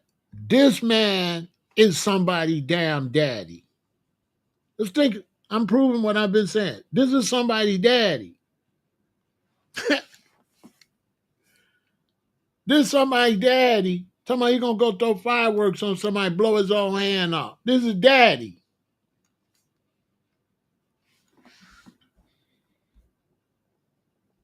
Now imagine your daughter have a baby by him. I come. Imagine your daughter got a baby by him. See what I'm saying? And you come over there acting crazy, talking about off the back, off the back, off the back, off the back. And you intelligent, you trying to make something of your life. You ain't finna go to jail or prison. So you kind of got to eat this stuff he talk about because you ain't ready to crash out and go to prison. So you can't do them how it really supposed to be done. You know what I'm saying? It's cameras everywhere and stuff now. You can't even send nobody to holler at him. So your hands is tied. I can't send nobody to holler at him. Everything's on camera. Everything's recorded. His was get away with it. For me to deal with him, he have to do something so egregious that I don't mind going to court. I don't mind catching the case. You went too far. Hopefully you go far enough where I can beat the case. And they say probable cause. But other than that, your hands is tied. Because the law is in family personal business. And so people could just get away with anything. Criminals could get away with anything. They can. The law helped them in a lot of ways. Then the justice system ain't gonna do nothing because it's black on black. If a black young man do something to me and I do something, they lock me up. But if a black young man do something to a white man in a white neighborhood, they lock the black man up. But in a black neighborhood, they gonna let me take you down, and then they gonna take me down. They got two birds with one stone. You know what I'm saying? Because we got to deal with a white justice system, a white government, a white everything. We won't build our own and stand on our own and police ourselves and deal with our community ourselves. Have our own judges and our own stuff. And we still American citizens, but we want to do our own thing. We don't want to be under racist America. We can't be asking the racist people in America to not be racist. They just is what it is, and we just gotta declare them as racist. Listen, y'all racist, we not dealing with your system. Period. This is not negotiable. We want our own system within the system. We want our own justices, our own judges, our own courtroom. Period. Not negotiable. And we not Mexicans. Don't play with us like that. Mexicans wasn't in the Revolutionary War, the Civil War, World War One, World War Two, World War, Vietnam, and all these wars, Desert Storm, and all of that. That was us. So don't be playing. And that's why we got all these losers running around like this, because we can't control our community. Somebody should have been sat him down and been told Adam, we don't appreciate you putting this dude on here, making this fool a representative of the black community. This man is a fool. This the image of the black man you putting out here? See, doing that on purpose. And trust me, a lot of Europeans watch Adam. It bags up racism. It bags up the hate for us. It bags up that we got lower intelligence, that we like animals or something. This is all racist propaganda. I'm telling you. I'm telling you, this is racist propaganda. Adam 22 is most likely a racist because there's no white man that have respect for us that will always portray us in that way. He's always the intelligent one in the group, and black people is the fools. He get a whole bunch of black people on there, and he be the intelligent one. Y'all ain't noticed that?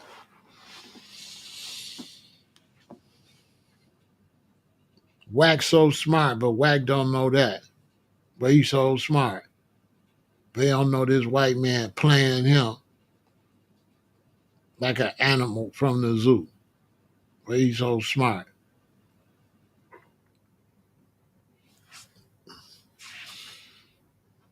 You whack 100 out of a million. What is 100 out of a million? What is 100 out of a trillion?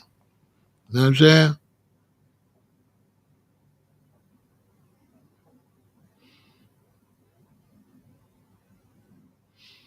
You know what I'm saying? Just crazy stuff. You know what I'm saying? Crazy stuff.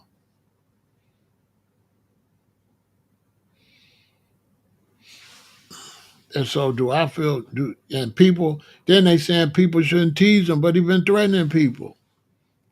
He been bullying. So yeah, they're going to be happy. Everybody happy when something happened to the bully. It's always been like that. If you're the bully and something happened to you, everybody's happy. Everybody starts singing, "Who's afraid of the big bad wolf? The big bad wolf." Everybody's happy. You understand? Because a guy like that, nobody likes him. A guy like 4Extra. A guy like 4Extra. If I'm just saying I'm sitting somewhere and he come and he acting like that with a brother over there, in the hood, off the top, off the back, I'm thinking about doing something to him. Because in the hood, we got something called wish a nigga would. So the first thing we gonna say when we see 4Extra, man, I wish he would play with me like that. So right off the top, I'm his enemy. I'm his op off the top. Right off the top, my mind is gonna prepare to do something to him. Period. Because a bully makes everybody uneasy. Everybody's uneasy. So when he come around, everybody's uneasy. You understand? But in Cali, they got like some kind of, squabble, stupid squabble rules. Here in Chicago, he would have already been gone. He would have been gone. He would have walked in a building, a house or something acting like that. He would have walked out that house. He would have got aired out. Because the shorties, once they got afraid of him, they would have did him. Soon as he's some type of threat of any kind, and he's showing any type of bullying vibe, they don't want to get rid of him because nobody want that problem. And they gonna cut it off early. They're gonna make sure it's not gonna be no problem. Might as well get rid of you now. You probably gonna be a problem. That's what would happen to do.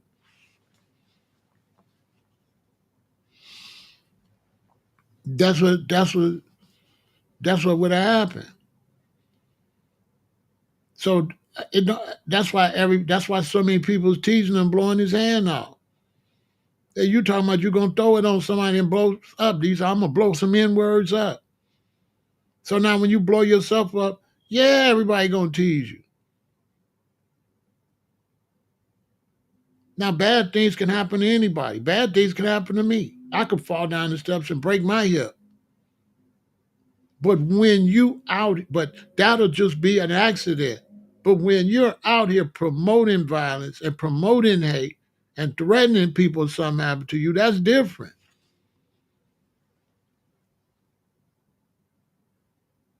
You understand? That's different. And when he get out, people gonna beat him up. He gonna get beat up a lot. He gonna get beat up. If he bullied me and he came out had one hand, yes, I would hurt him. Cause all is fair in love and war. You ain't getting no pass, bro. You ain't getting, no, but you don't get no pass. It's the streets. It's savage out here. So now they want to lock him up for having the fireworks. Just a total idiot. Every time you look up, he coming out of the jail laughing. Now he violated his probation or parole or whatever he was on. He going back to jail. This dummy took a picture with illegal fireworks talking. This is illegal, bro. This is a crime. Fireworks are not legal nowhere in the United States. You have to have a special license, be pyrotech to do that. Fireworks are not legal. Fireworks are not legal federally. Fireworks are illegal federally. Period. They're not legal.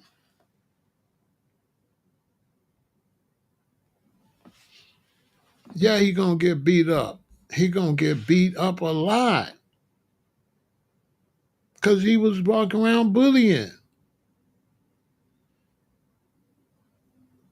trying to scare people. Man, you run up on 607 Unc, as little as 607 Unc. Now I know Unc said some bogus stuff. He gonna get beat up too. So 607 gonna get knocked out. Cause he be trolling saying stuff he ain't got no business. So he wasn't supposed to say that about 4Extra. So I can understand why he was pissed. Cause you can't be saying no man, got, SA, Unc another fool, you know, bogus. He don't represent nothing positive. Unc is a fraud. I watch him. He got some knowledge. But he playing a stupid character. He not even really like that. Unc not like that. Unc is a highly intelligent dude playing a character. That's not really him. It's an act. So based on that, I don't really like dude. Cause bro, you not really like that, and you putting that out there like you like that, and he not even like that. He pimping the system. That man is super intelligent. He don't talk like that or nothing. 607 Unc don't talk like that, act like that. He putting on the front. But he gonna get whooped though. He gonna get whooped because he be saying trolling people. You can't say no man been messing with no man. You know what I'm saying?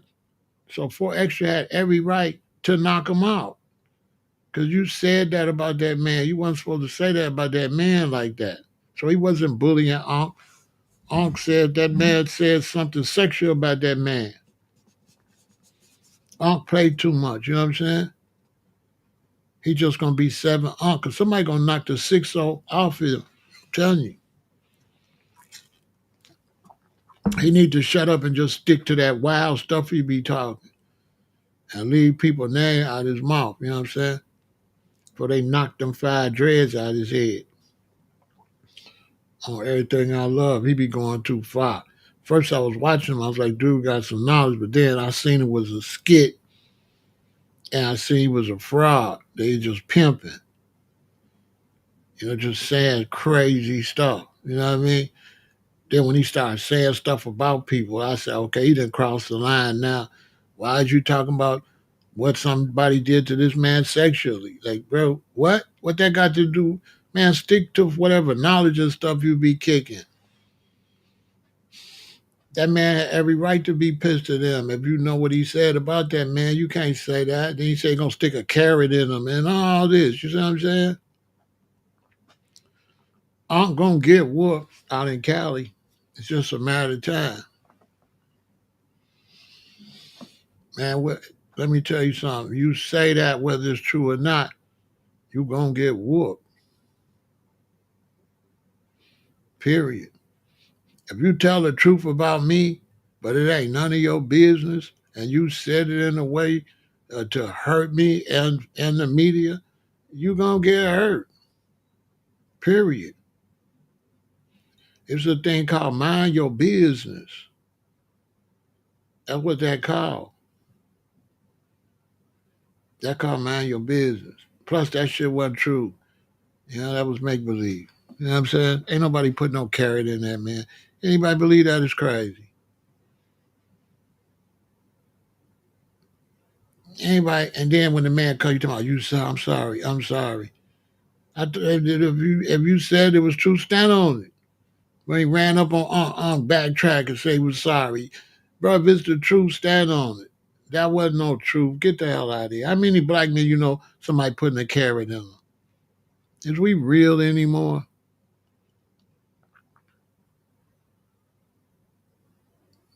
We not even real anymore. Even gay men, they don't do nothing with no carrots. I ain't even heard of a gay man doing nothing with no carrot.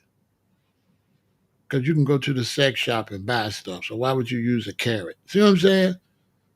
So that's just ridiculous in itself. Come on, man.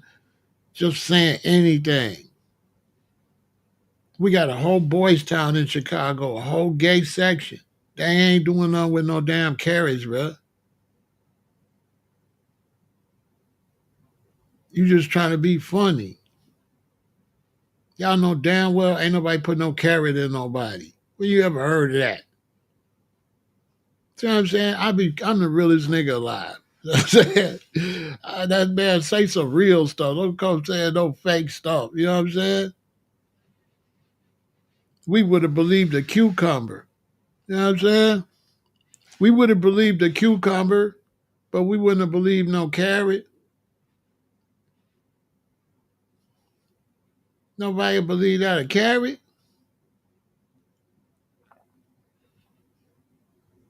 Who believe that? What has happened in jail? They ain't got no carrots in prison. Who got a whole carrot in prison? You know what I'm saying? Extra joy to tell you know what I'm saying? And you could say something real, at least, don't be saying, you can have your fun, but say something real so that we know you said that as a joke. But you can't say that as no joke to no man like that. You can't even say that about our daddies. You can't say my daddy, somebody did my daddy like that. That's gonna be a problem. You can't get on here making fake accusations about me and stuff like that. Just saying stuff. You know what I mean? You know what I'm saying, Cyrus? A carrot? Come on, bro. Because Unc already gonna get whooped when he get caught in Chicago. Unc gonna get whooped. Listen, man, 607 Unc is definitely a punk. Because if he get caught in the wrong place in Chicago, he gonna get stomped out. Because you cannot say on GDBD Vice Lord in Chicago, it's cute and it's funny. But really, with the real guys, you cannot say that. See, everybody think that's funny. But the real guys, they ain't gonna take that. They not gonna take that as funny. I know a lot of GDs and I know a lot of BDs and I know a hell of a lot of Vice Lords that will not take that lightly. And they're gonna look at you like you ain't from the rack, you disrespected. You know what I'm saying? Like, bruh, you know what I'm saying? If he made a mistake here and broke some kind of law and went to the county jail for 3 or 4 days, you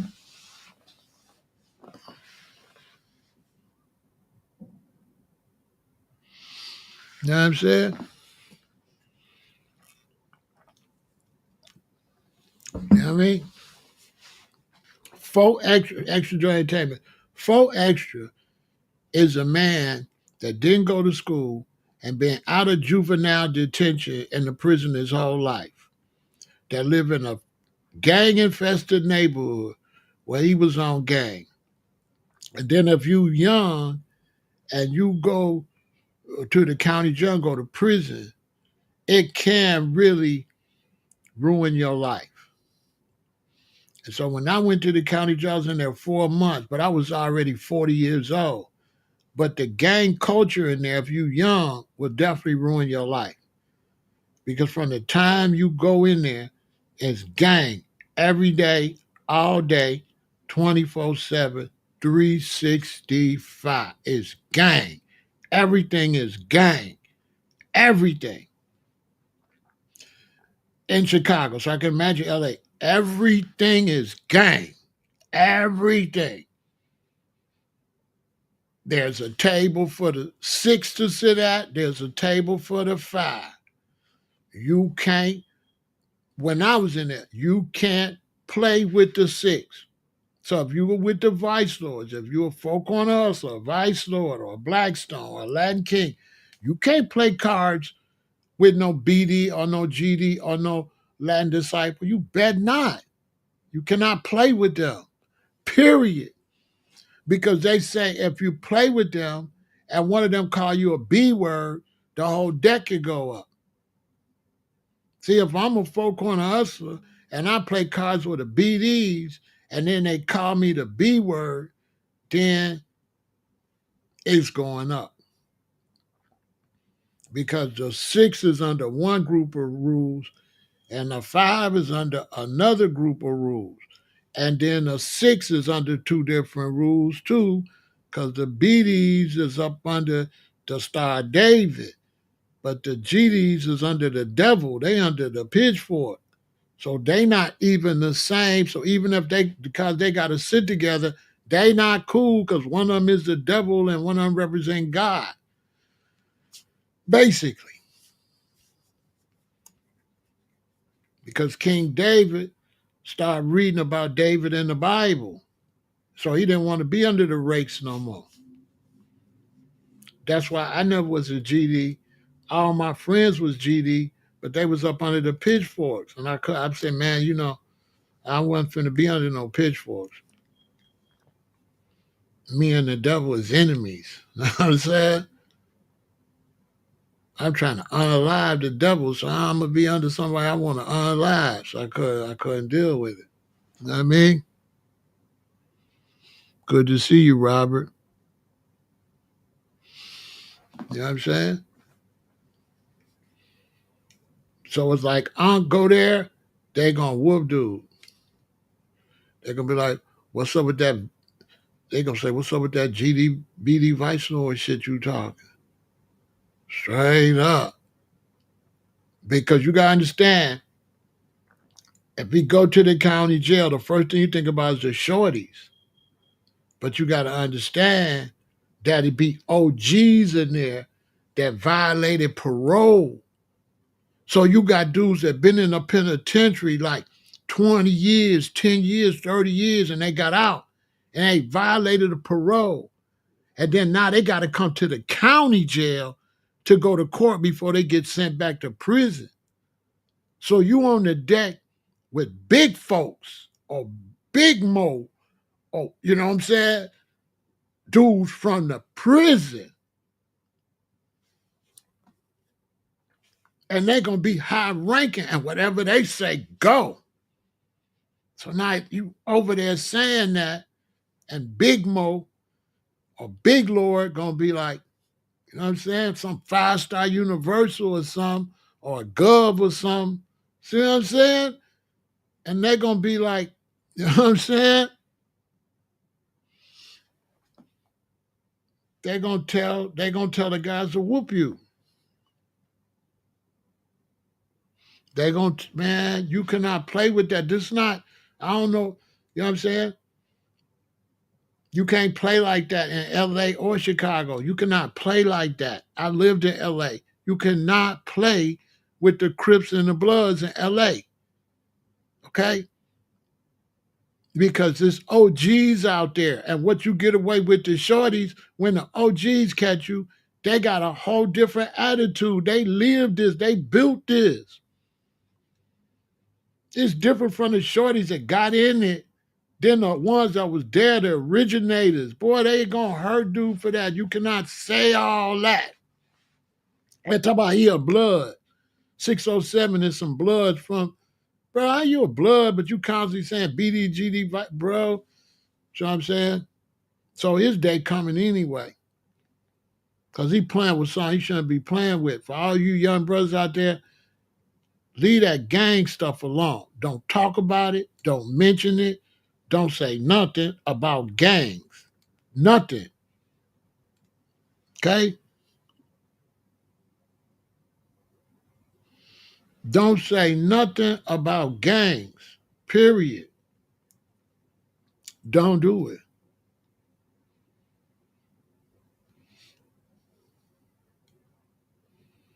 Don't say nothing about gangs. Period.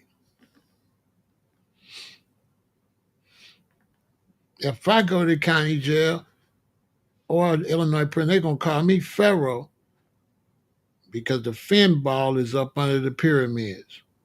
And with the fin ball being up under the pyramids, or my name Pharaoh, I'm Big Pharaoh, period. Because I represent all the symbolism of the Blackstones, the Vice Swords, and the Focal and others. My name represents the actual symbolism of the gang. That's how I got in the gang. I didn't get in the gang based on gang. They put me in because of my name.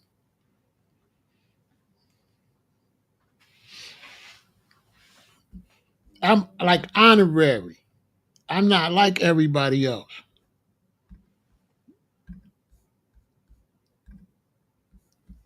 I'm not like other gang members.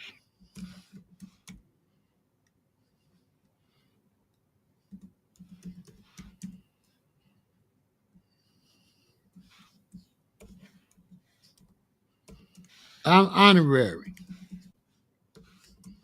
just because of my name.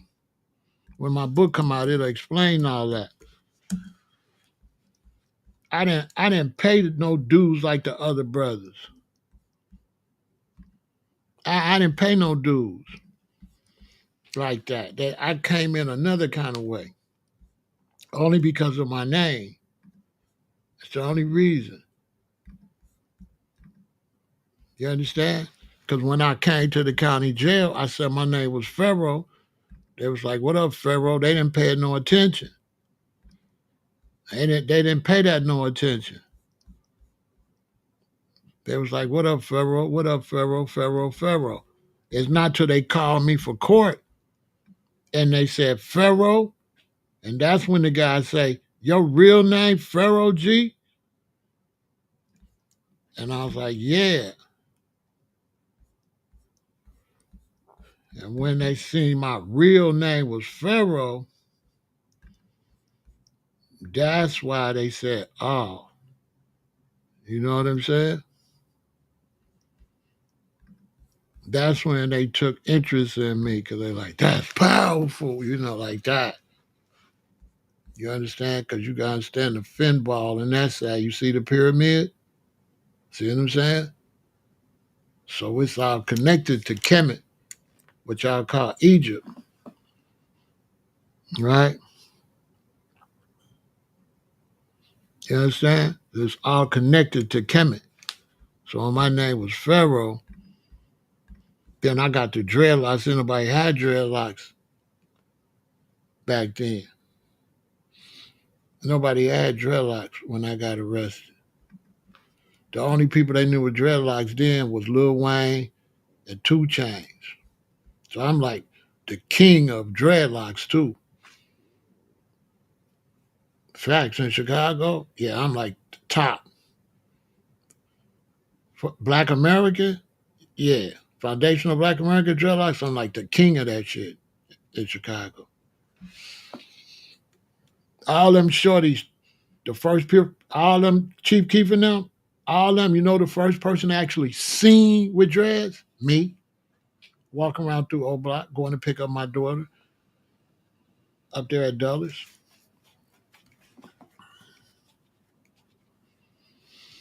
Them ain't wigs. Wigs ain't dreadlocks. Wigs is some shit you make. Dreadlocks grow natural. Wigs ain't dreadlocks. Wigs is something you make. Dreadlocks is natural. Wigs is some stuff you make. Our hair don't grow like that. Nobody hair grow like that. Them is not dreadlocks. That's a man-made, like going to the beauty shop. That's like going to the beauty shop. Them is not dreadlocks. And Wicks ain't dreadlocks. You know what I'm saying? Wicks is beauty shop hair. Real dreadlocks, not the bongo, is natural locks. If it ain't natural, if it's going to the beauty shop, then that ain't really it. If you're going to the beauty shop, if you're going to get in and twisting in, that's not dreadlock. Them locks. So if somebody twisted your stuff in, them locks. Them ain't dreadlocks because dreadlocks is dreadful. You understand? Them ain't dreadlocks. You understand? Dreadlocks is warrior. Dreadlocks come from warriors. Dreadlocks is warriors. When the Ethiopian brothers was waiting for Haile Selassie to come back, they refused to comb their hair. This is the real history. These brothers right here. When Haile Selassie went into exile, some soldiers, some fearless soldiers in Ethiopia refused to comb their hair until His Majesty came back. And because these soldiers was considered dreadful, they called their hair dreadlocks because everybody dreaded fighting these people. You understand? This is where the real term dreadlocks come from, this picture right here, where they started growing their hair as a protest to His Majesty come back. And these were some soldiers nobody wanted to fight. They was considered super dreadful. So they called their hair dreadlocks. It don't come from Jamaica. The Rastas took a lot of their culture from Ethiopia. You understand? Rastafari is an Ethiopian emperor, not a Jamaican emperor.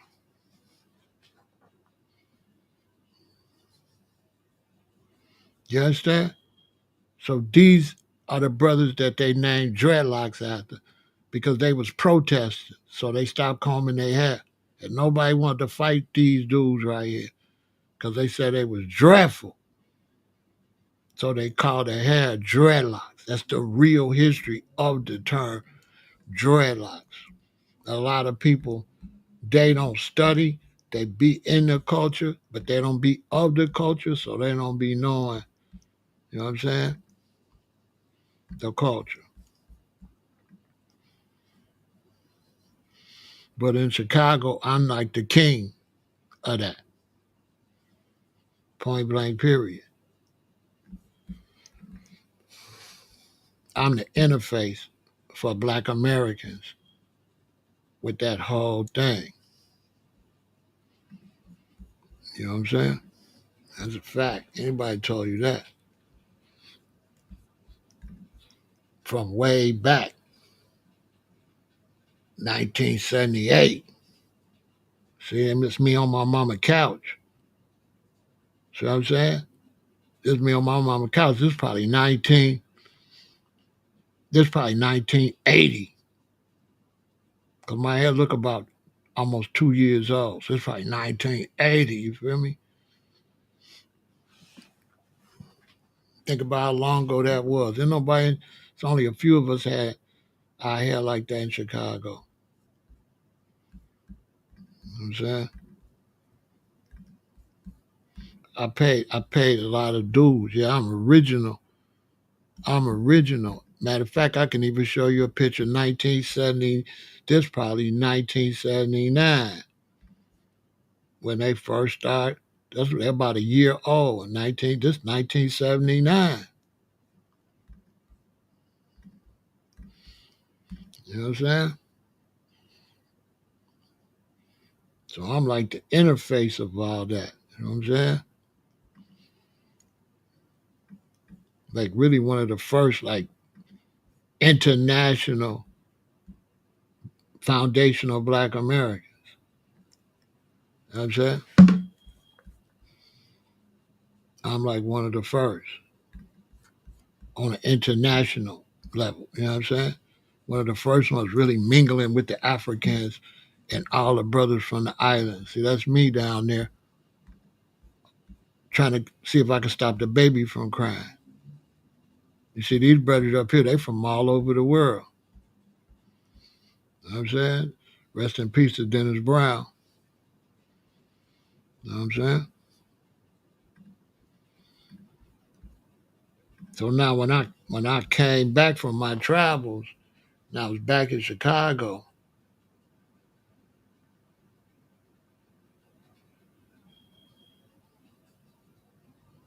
and I was living in O Block. Nobody didn't have dreadlocks. They didn't start wearing dreadlocks until my daughter got till we moved from O Block, and my daughter started going to Simeon. No, I mean to Lindblom. When my daughter, youngest daughter, started going to Lindblom, that's when all the young brothers started growing dreadlocks. And I would be driving down Ashland and I started seeing all these brothers with dreadlocks. It looked like Africa. I said, dang, it looked like Africa. And that's when all the brethren started growing dreadlocks. But when I was in O Block, they wasn't growing them yet. They would run up to me, the kids. I know what those are. I'm like, what? Dreadlocks? Because they related me to Lil Wayne and 2 Chainz. So when they see me, I remind them of Lil Wayne and 2 Chainz. You know what I'm saying?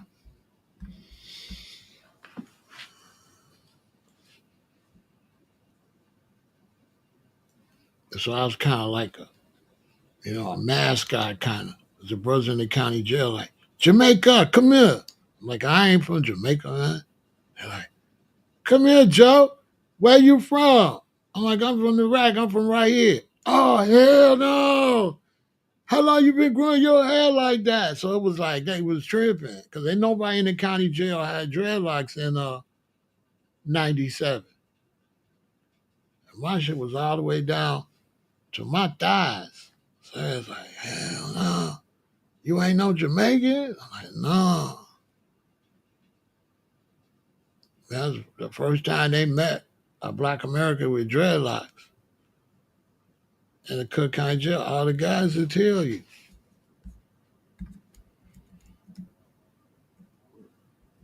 Anybody tell you that? That's just a little history for you. That's a fact.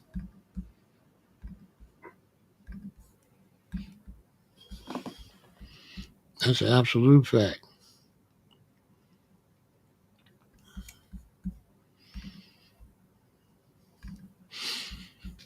That's history right there. So you have a little background history. But I was in Cali. I was in Cali. I was in Hawaii like that. So I was like the only Black American. You know what I'm saying? Everybody else was like Jamaican and stuff. I mean, by the time I got Cali, more Black Americans started having locks though. So I wasn't the only one by the time I got in Cali. But when I started in like '78, in the whole Chicago, it was probably number about 3 or 4 Black Americans had dreadlocks, and they wasn't Rastas. They was like either Egyptian or like Hebrew Israelites or some type of Pan African. It was only a few of them. So in those days, when I would go somewhere, it was so few people with dreadlocks that when you went to a city, they would take you to the other person that got dreads. They're like, man, Brother Mabumba got them. Man, you need to go holler at Mabumba. Everybody knew who had dreads. That's how few of us it was at that time. You know what I'm saying? It was just a few of us. But you don't want to go to jail to get back to what we was talking about, like stay out of jail. You know what I'm saying? Stay out of jail. Stay out of jail. Stay out of, you know what I'm saying? Stay out of prison, you know what I mean? Do right, you know what I'm saying? You know what I'm saying? They go to squad. Yeah, you know what I'm saying? Stay out of jail, stay out of prison. You know what I'm saying? Don't be doing all that stuff. That man is teaching y'all the wrong way to function. You know what I'm saying? It's good. And I hope he go to prison too. Whatever it takes to help the community. And if him going to prison gonna help the community, then so be it. Because he went out there and hurt the community. And he went out there and did things that was bad for the community and bad for the young people. You know, he old enough to be trying to set a good example for the youth. You know what I'm saying? You don't get on there telling the youth you're gonna go throw quarter sticks of dynamite on your own people. I'm gonna blow an N word up. You know, and we already got the Ku Klux Klan and them calling us that, like, bro, you know, you sound like, you know, a slave, like you've been totally brainwashed. Like, bro, you bragging? I'm gonna throw this on the N word like that. Like, if you forever, he gonna look back at what he said before he blew his hand off, and it's gonna ring forever. Cause the man was about as foul as you could get right before he blew his hand off. I got a friend said he was gonna blow an N word up, and that's exactly what he did. I said, damn. I got a friend. Hey, much love, Cyrus. I got a friend that said, hey, he said he was gonna blow an N word up, and that's exactly what he did. I was like, that these was older people. She like 67. You know what I'm saying? You know what I'm saying? And this fool going around talking crazy like that because we can't police ourselves. So OGs can't do nothing to them because then they get locked up. So we can't police ourselves. We can't even raise our children. They say you can't spank your children. You can't do this. You can't do that. This is all designed for our people to be out of control. They police us. We don't police them. So they go live in suburbs. And then they got suburban police. That's European Police Department. So they get away with certain things. So if they son get out of line and the daddy smack his son and his son call the police gonna come out there and ask the son, what did you do? And the daddy gonna say he was talking crazy to me. And the police say, well, you need to respect your dad, blah, blah, blah. They gonna check the son. They not gonna do nothing to the daddy. They gonna check the son, and they looking at the son like you probably gonna be out here getting in trouble. We probably gonna end up arresting you. You probably bad for this community. So you need to listen to your father before we get you. We're gonna lock you up and throw the key away. You out here. This is a white neighborhood. We want you to act like you got some sense. Your father got a nice house here. Father looks like he's doing good for himself. So what's your problem? That's how they gonna deal. They not finna take that daddy to jail for stealing on his son, for misbehaving. If anything, they'll talk to the daddy on the side. So you want us to take him in tonight? We'll let him go. But just to scare him, be like, yeah, they might cuff the son. Your daddy said you swung at him first. I did not. Well, hey, you cuff him. Boom. Sure will. Take his ass to jail. You know what I'm saying? Take his ass to jail. Just like that. You know what I'm saying? Take his ass straight to jail.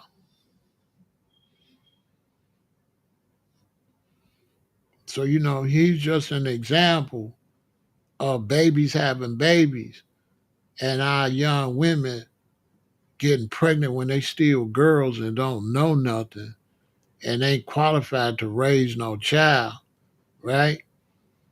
And now young men sleeping with young girls that's too young to be sleeping with, violating all the laws because a man ain't supposed to be doing nothing that's gonna make him have a baby if he can't take care of no baby. So if you can't take care of no baby, you shouldn't be having no baby. What you having a baby for? I started working straight out of high school. I graduated on a Saturday. My mother was like, Niecy coming to get you Monday and take you to her job. I didn't, my mama wasn't like, you need to go get a job. No, my auntie picked me up Monday and I was working. They didn't ask me to go get no damn job. I started working at W.F. Hall Printing Company 2 or 3 days after I graduated. Facts. I was getting money, buying my own cars, paying my own rent, all that. I wasn't at my mama's house talking crazy at 18 like some of these people. You 18, you at your mama or your grandmama house talking crazy. Your ass supposed to have your own apartment since you know so damn much. Why you live with your mom and daddy? Why you live with your daddy? Why you live with your granny? Since you know so damn much. Why aren't you paying your own bills if you want to have sex? Okay? It's a fact. I'll tell anybody to their face.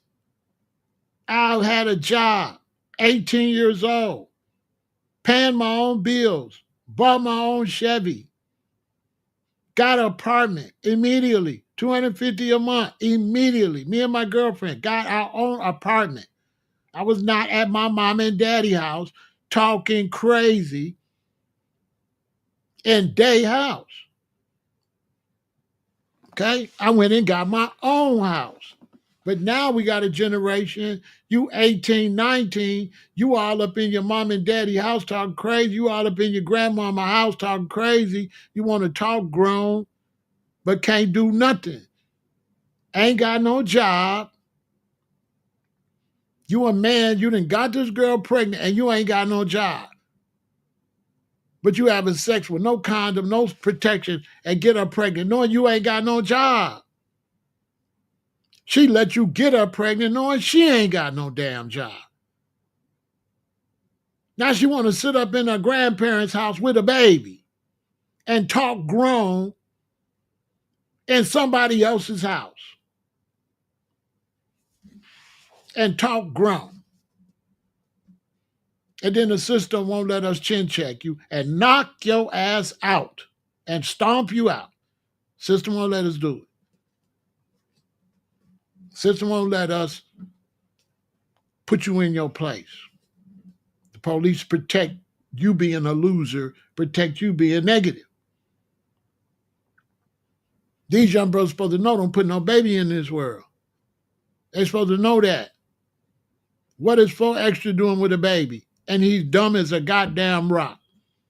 If you'll get a quarter stick of dynamite and drive in the car and try to light it throughout the window, why is you trying to have a baby? Huh? You already dumb as a rock. You already stupid. You 4Extra, you stupid. Then you want to bring 5, 6, 7, and 8 extra into the world. We don't need no 5, 6, 7, 8 extra. You extra enough. Okay? We don't even need one of you. We don't even need 4 extra. So we know we don't need 5, 6, 7, 8, 9, 10 extra. Don't you have no babies? Don't you have no babies? Don't you have no babies? We don't want to see 5 extra. Okay? Or 6 extra. Yeah, that's too much. You know what I'm saying? That is too much. You know what I'm saying? That's too much. We don't even like 4 extra. You know what I'm saying? We don't respect 1, 2, or 3 extra. Whoever had you. Okay? We don't respect 3 extra. Whoever your daddy is, 3 extra, he a lame. Yeah, 4 extra if you watch. Your daddy is a lame. Your granddaddy might not be a lame. Your daddy probably was hard-headed. Because I don't know where you came from. You know what I'm saying? He should have pulled out and shot that on the back. You talking about off the back. You know, you shouldn't have been born. It should have been on the back. Okay. Y'all talking about off the back. It should have, they should, your for extra daddy should have skeeted on the back. You know what I'm saying? On my soul.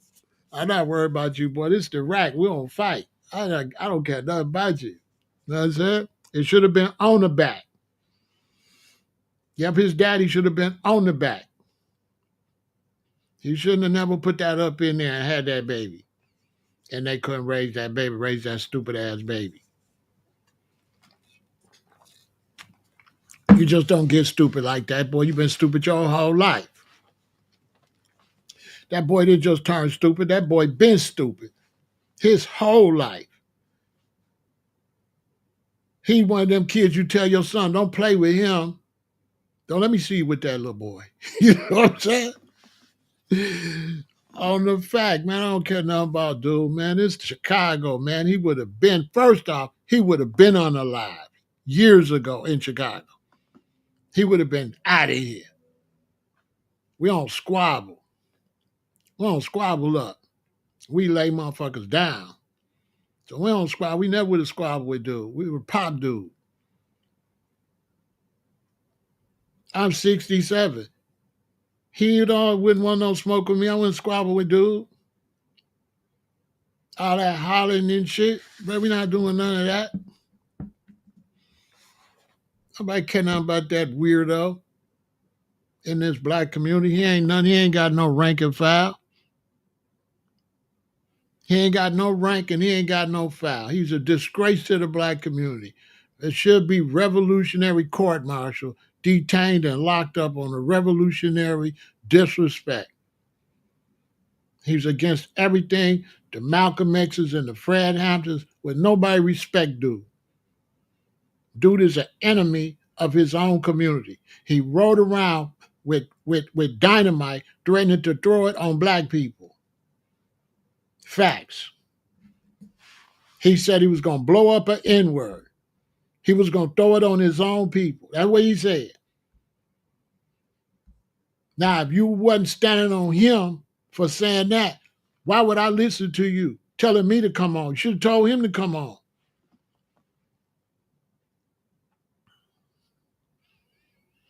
Ain't nobody going toe to toe like that. We're not doing all that.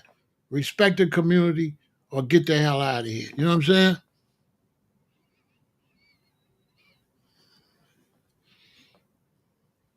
That was karma for threatening to blow up his own community. That had nothing to do with That was immediate karma. That wasn't no karma. That was immediate karma. I'm gonna get these dynamite. I'm gonna ride around. I'm gonna throw it on black people. I'm gonna blow an N-word up. That's what he said, and he got immediate karma. This ain't got nothing to do with That man said he was gonna blow an N-word up. And so then he didn't specify. He put in the elements that he wanted to blow an N-word up. And he's an N-word. And he blew an N-word up. He got exactly what he asked for. He didn't say somebody else. He said a N-word. He chanted a curse to himself and didn't know it. If I say, I hope an N-word die, I hope a black person die, I'm cursing myself. I'm a black person. So you got to be careful what you breathe out here into this air. He did exactly what he said he was going to do. He was going to blow an N-word up. He blew him and his friend up in the car. Allegedly blew his friend's ear off in his face too. They just ain't talking about that. Nobody knew the thing blew up in the car So he got all the combustion from it.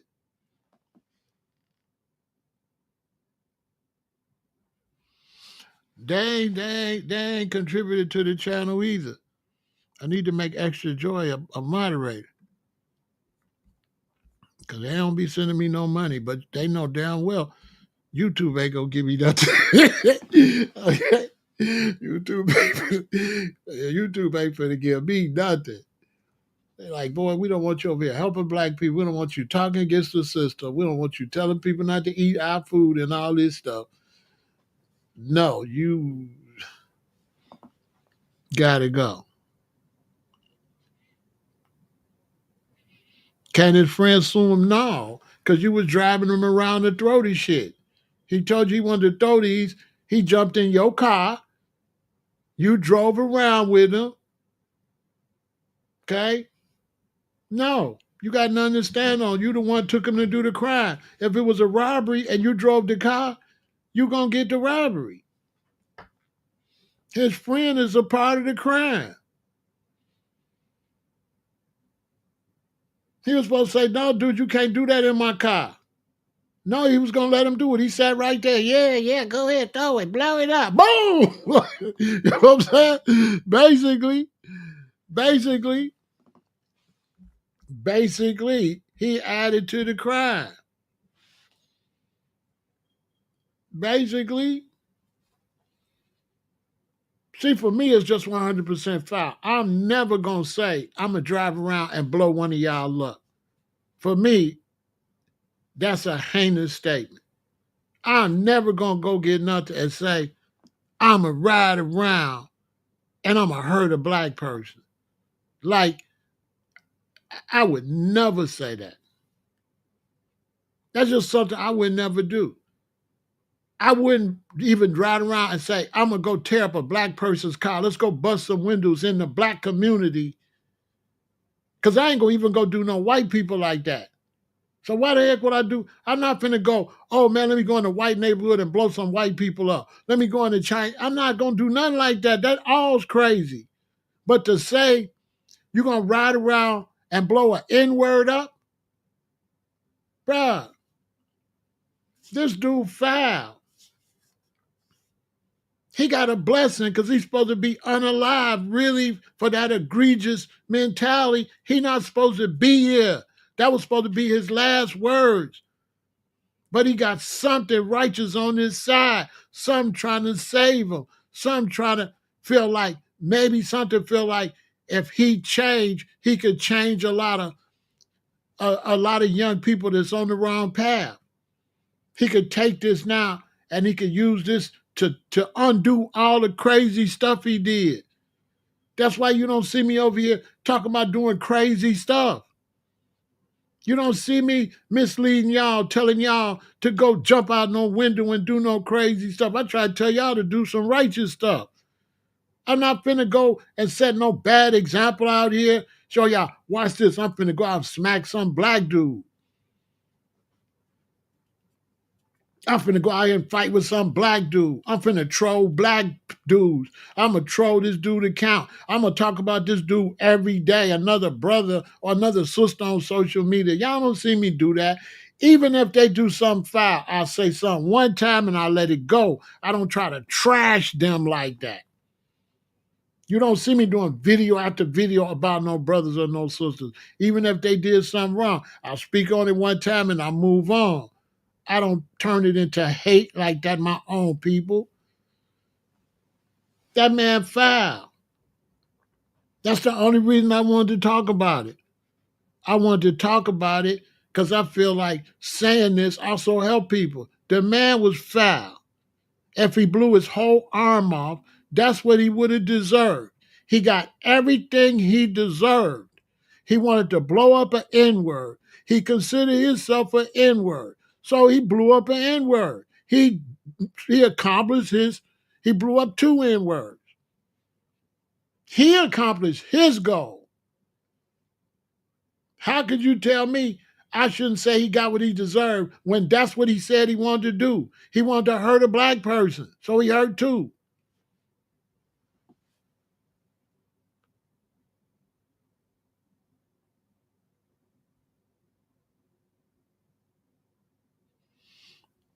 Listen, G-Rock. If I'm gang banging and you are op and you blow your arm out, we still gonna unalive you. You come to the county jail, you come to prison, we gonna still whoop you. We gonna whoop you. We gonna whoop you and we gonna stomp you out.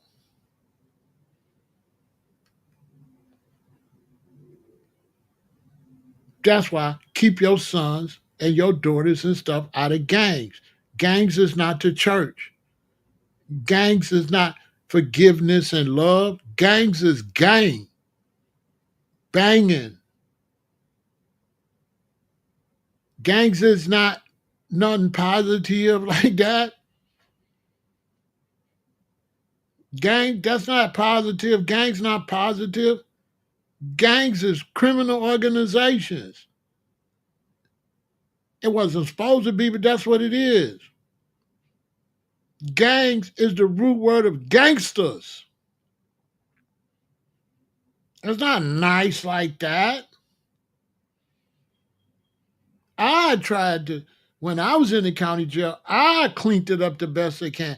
I told them don't touch no neutrons. In other words, if you went in no gang and you came there with me, I told the guys, leave the neutrons alone.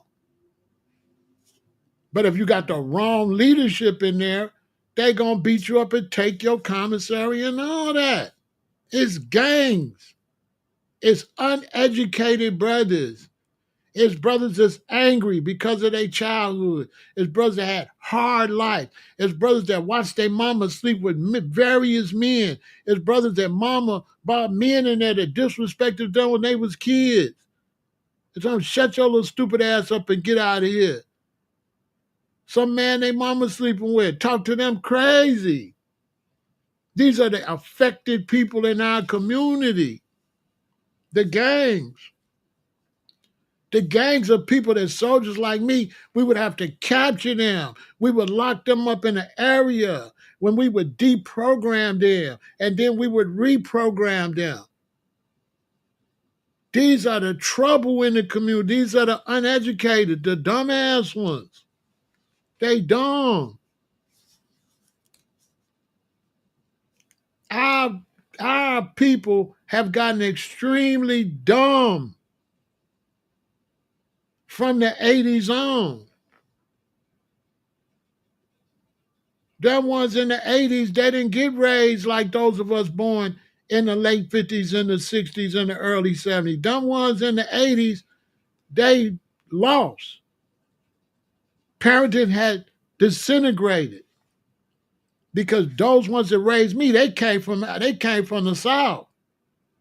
So when they came from the South, they was just trying to do better. They wasn't trying to hear nothing. They trying to get married. They trying to get a home. They trying to get some jobs. They trying to raise their children. They trying to make sure their children get an education.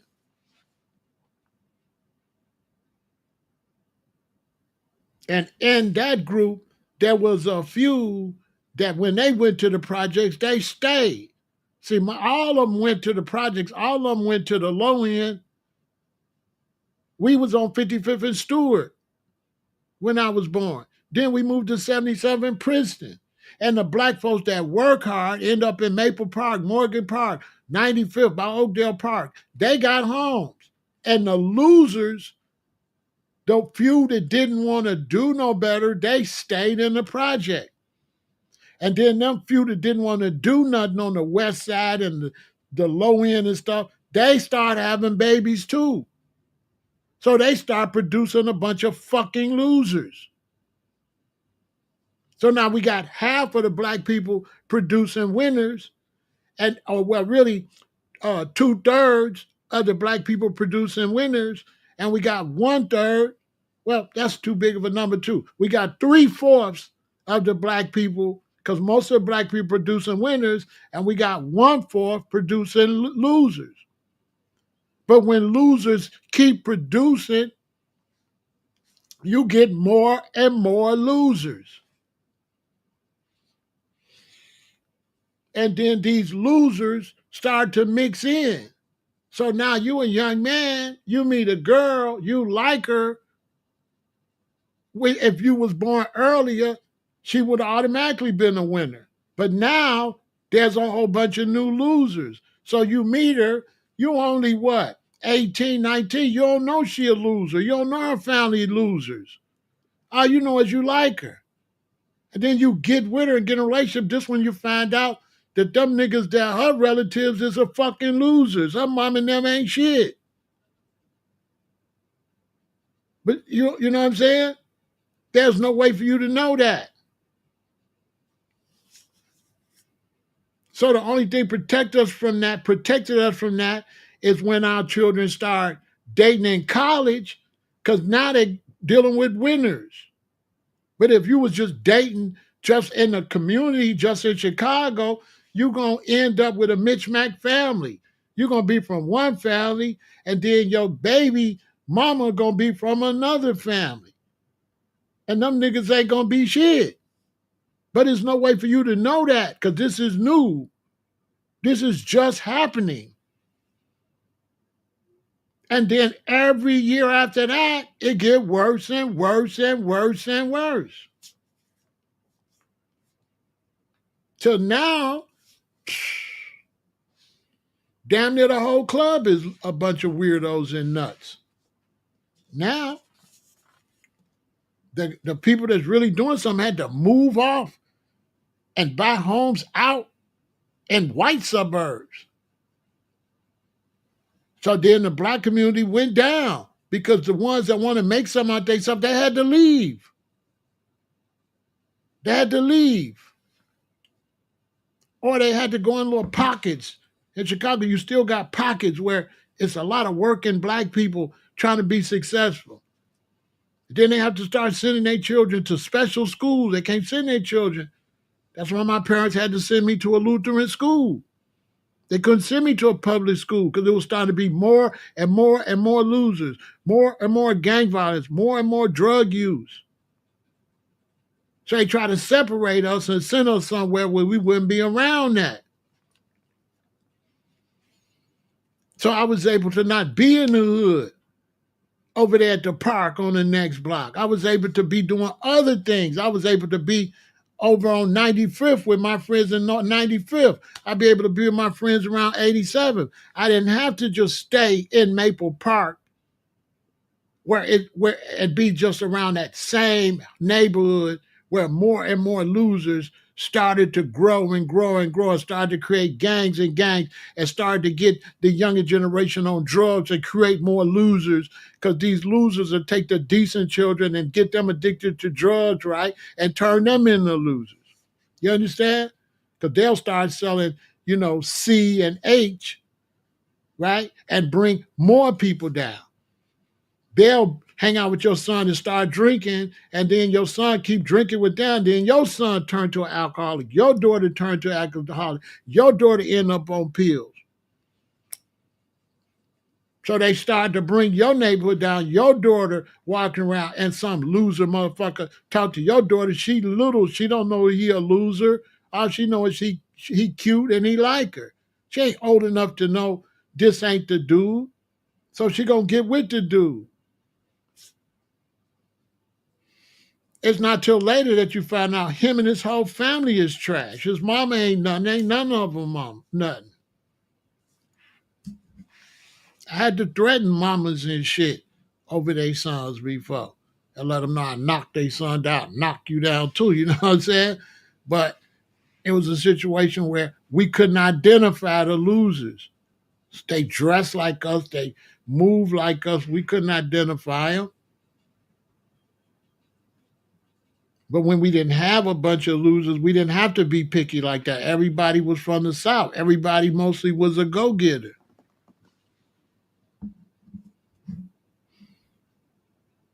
The best way to find out they're about something is to meet them at a good job or to meet them at school, college. College is the only for sure way that a young girl can meet a decent husband. Other than that, she shouldn't date at all until she get some age on her. For example, me, When I first started going to Phil Johnson's parties, it was 24 and older. I'm only 21. So when I'm going to a party, I'm thinking all these women is fine. After a couple of years, I started realizing these women was in their late 30s, some of them 40. Some of them, you can see the ring mark. I went to a picnic. That's when I found out. Because at night, you can't tell. They all look beautiful in the club at night. But I went to a picnic in the day, and I'm looking at these women. They got stretch marks. They done took their wedding ring off. And I'm thinking, oh, these some old-ass women up in here. These women is cheaters and all it is. They ain't even as fine as I think they are now. I see them in the daylight. I'm saying that to say I wasn't old enough to distinguish who is who. So I would advise young people is to go get your education and really don't get in a relationship unless you're going to college with somebody that's trying to make something. That's a good move. But other than that, go get your education, get a job, get yourself together, and then decide if you're going to have a baby or not. You shouldn't be having no baby till you like 24, 25, 26. Don't be having no baby 18, 19, 20 because you don't know people. You don't know who you having a baby by. You got to learn sociology. You got to learn what's going on for you have a baby. So to make sure your children pick winners, you got to send them where the winners at. And the winners is at the colleges. The winners is at the colleges. Most of the ones in their young 20s and in college, them the losers. Not all of them, but most of them. Most of them is losers. It's a fact. You understand? Look, I swear to God, G-Rock, I went to music college one year. But my sister went to Northern Illinois University. I never forget it. She 18 going on 19. I'm 19 going on 20. So I always protected my sister. So my sister going to this new school, so I wouldn't go up here because when she went to a new high school, I would go up there and mean mug all the boys, right? So when my sister went to Percy L. Julian, I went up there, boom, mean mug all the boys, right? Make sure I know everybody in case somebody give my sister a hard time. I go up there, put the foo-fops on them. So when she went to college, I did the same thing. She went to Northern. I went up there like every 2 weekends. I would go up to Northern for about 2 months just to mean mug classmates, just to let them know, you know what I'm saying? This my sister. If she have a problem, I'm the one I'm showing up. But this what was interesting. I'm only like 19. So I'm up there and it's a party. So I'm still having fun. So I asked a girl to dance. Now I'm in Chicago dancing with girls and stuff. We just dancing. They say, what's your name? Right? And stuff like that. When I got up to Northern, I asked one girl to dance. We started dancing. She said, so what are you studying? What are you planning to be? I didn't know what to say because I wasn't planning to be shit, right? Oh, my soul. I'm telling you. She asked me, what's my goals? What am I taking? What am I planning to be? I'm 19. I never heard that before. I didn't know what to say. Boom. I asked another girl to dance. What y'all think she said? I asked another girl to dance. She said, what are you taking? What are you planning? Every girl I asked to dance want to know what you finna be. Because if you ain't finna be shit, I'm not dancing with you no more. And now I said, wow. It was not a girl in there that didn't want to know what's your future. Because I'm in college, I got a future, baby. And if you ain't got no future, you not the man for me. And this 19 years old, these girls 18, 19. They want to know what you're going to be. Now I had been decided to go to music college. You know what I'm saying? Because I wasn't thinking about marriage or nothing like that. So what they was talking about didn't mean nothing to me. I just asked you to dance. I ain't trying to marry you. You know what I'm saying? So if it was weird, but it didn't really bother me because I'm not. I'm just asking you to dance. I'm not trying to marry you. We always ask women to dance. This don't mean we finna. You know. You know what I'm saying? What is you talking about? You know what I'm saying?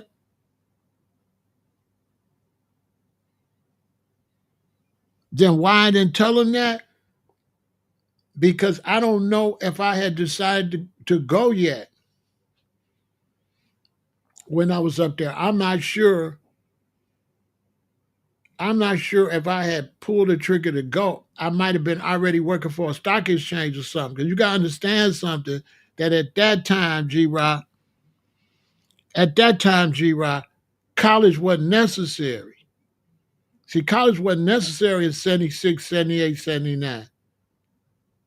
So it was them because they was in college, but that wasn't really necessary like it would be now. Because I was working at a stock, because back then they would train you. You didn't have to go to college. And my girlfriend was younger than me. She worked for Merrill Lynch. She worked for Merrill Lynch at like 17. So it wasn't, it's not just I was chilling. It wasn't like it is now. You did not have to go to college. They had on the job training, and damn near every job was just people applied. You did not have to go to college to get a really good job in 77, 78, 79, 80. You had to do that. Whatever you needed to know, they would teach you right there at the job. College hadn't got that sophisticated. College didn't really get sophisticated until, this is my sister there in 77, 78. College didn't really get sophisticated till like 79, 80. As you start getting to 79, 80, 81, that's when they start pushing the college thing. You got to understand, G-Rod, back then, they pushed high school. That was it. You want to be successful? Get a high school diploma. So back in the 70s, if you get a high school diploma, that was equivalent to a college education today. No, it wasn't no need to trip because you didn't need to go to college. You didn't have to go to college back then. College wasn't required. College didn't become required till mid 80s, 90s when they started doing that. That's why they said they finna stop requiring it. Y'all seen that? They finna stop requiring college because that failed. Because too many kids was going to college, but what you took in college ain't necessarily no job for the shit.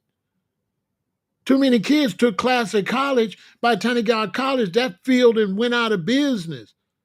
So we got a lot of young people got high college debt and can't find no job because that job that you went to college for don't exist. College is stupid. If you're not doing medical school or law, college is stupid. Absolutely stupid. Why would you send somebody to college instead of letting them find a job first and then train them for whatever job they find? Just because you go to college, is that job going to be available? You understand? Just because you go to college, is what you took in college going to be available when you get out? Now you're rolling the dice. My middle daughter went to college for tech. Tech was booming. By the time she got out, tech wasn't popping like that. She's still working in tech, but not like she thought she was going to be when she first went to college for it. The tech industry collapsed. You see what I'm saying? So even engineering, what type of engineering? Did you take an engineering and has that particular engineering? Are they doing a different type of engineering? Are they using different machinery? Are they using different technology? You understand? That was fair. They should train you on the job because the jobs are constantly changing. Homeschooling is trash because ain't nobody at home. Cyrus, when they be talking about home training, homeschooling, who at home? Everybody at work. How the hell was my mom and daddy gonna do homeschooling? And my mom worked for the U.S. government. My daddy drove the bus for CTA. So who was gonna homeschool me? When we went to school, when I went to school, there was no parents at home. Children got out at 3:15, and children was at home by themselves from 3:30 to 5 o'clock or 5:30. All the children was at home by themselves for 2 hours. Mom and daddy is not home. That's why you eat lunch at school. So how mom and daddy gonna work? Homeschooling is pretending that everybody at home. So if your mama's a teacher, how's she gonna homeschool you when she got to get up and go to work and teach at the school? And I said, can a teacher homeschool? When a teacher got to be at work from 8:30 to 3:30. A teacher that's qualified to homeschool. Can a teacher homeschool? Is a teacher at home during the week? No. So homeschooling is the dumbest idea ever. Homeschooling is for people that don't know nothing about economics, don't know nothing about society or civil society. These is dummies. Because anybody can get up in the morning and go to the freeway and look at rush hour and know there's nobody at home. They're in rush hour going to work. So how is all these people in rush hour gonna do homeschooling? Uh, uh, duh, ruh. Duh, ruh.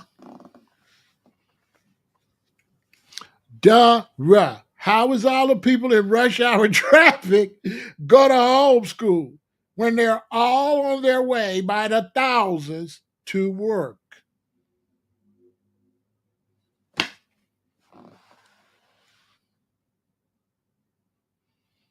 No, they don't. That's just weirdos saying that, Cyrus. Ain't nobody saying none of that shit. Ain't nobody saying that's weirdos saying homeschooling. Those is nuts. Those nut people, Cyrus. Those people dumb. So a nurse that's got to 7 in the morning shifts can homeschool. A doctor. Doctors can homeschool. Teachers can homeschool. Bus drivers. They can homeschool. They can nobody drive the bus. Everybody stay home and homeschool.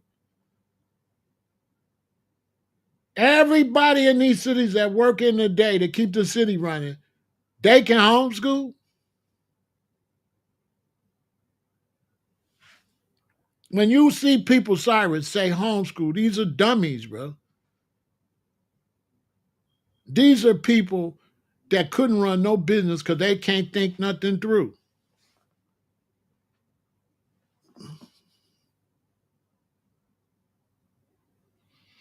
Ain't no motherfucker gonna work no 8 hours a day and come home and teach no baby shit. Come on.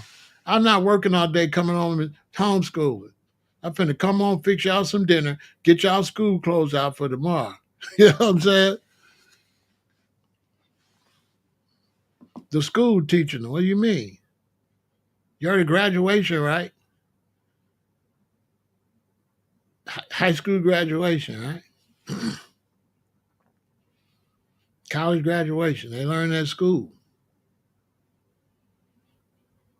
My daughter graduated medical school. Guess who taught her? Grade school, high school, and college. And now she's a nurse. She didn't be no nurse from homeschooler. That's why I don't listen to that stuff, Cyrus, because it becomes ridiculous. Next time you go to the dentist, ask him did he homeschool to be a dentist. And then you'll be like, oh, I see what he's talking about, like make believe shit. Like, would you want to get on a plane with a motherfucker that learned how to fly a plane at homeschool or whatever. I guess homeschool sound like only for little kids. It don't consider high school. It don't consider college. It's like acting like the whole world is based on little kids, right? So they talk about homeschool like the whole world is based on kindergarten to fifth grade. Because anybody know you can't homeschool high school and you can't homeschool college. Anybody knows that. Anybody with any type of sense know you can't go to homeschool and learn how to be a radiologist. It's just like make believe shit. When y'all hear people say homeschool, these people, Cyrus, don't ever say that. You're intelligent. Don't ever say homeschool. Don't say it. You're intelligent, bro. Don't say that. You know what I'm saying? Or you was raised a Jehovah Witness. Everything you learned from homeschool?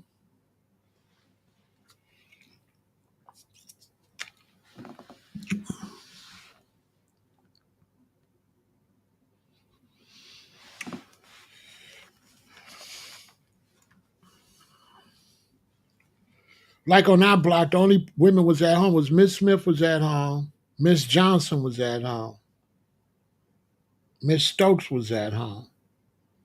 This out of 40 houses. There was only 3 women at home. Miss Wheels, my mom, Miss Stewart, everybody went to work. A lot of people on our block was police officers. A lot of people on our block was teachers. There was no women at home, but a few. Miss Johnson was at home. The only people be home is the ones with no children, so they got low expenses, so the father could take care of everything, or somebody with a lot of children where she ain't got nobody to watch these children, so the husband got to go out and do all the work.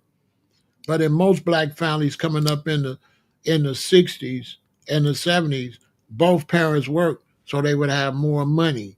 So in other words, our house was $250 a month for the mortgage, $250 a month, right? $250 a month for the mortgage. Phone bill like $8. Electric bill like $11. So all the expenses is like $300. My daddy making $3,000 a month. My mama making $2,500. Okay, so they making $5,500 a month, and they bills $300. A Cadillac cost $6,000. So why was they working? Because they was getting rich. Okay, imagine $5,500 coming in the house and your expenses is $300. Just let that sink in. Just think about that. What would you do if you and your wife could make $5,500 and your mortgage was $250? So one person could work and take care of all that. My daddy could take care of all that. The reason they both worked, they was balling. Out of control. Why you think my daddy had a new Cadillac every couple of years, every 2, 3 years? Brand new. They was balling. Why you think I had my own car? I had my own new car. Like my daddy bought my car like 2 years before I had to go to high school. I'm driving a practically brand new Chevy Nova. I'm a freshman. They was balling. Out of control. Then the system what? Seen they was balling and did what? Start going up. Start going up. Bus fare go up. Milk go up. Bread go up. This go up. Then that go up. Yeah, up, up, up, up.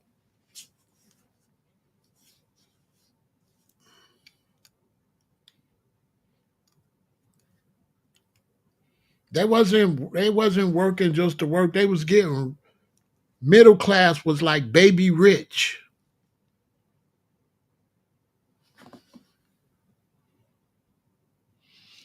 Middle class was like being baby rich.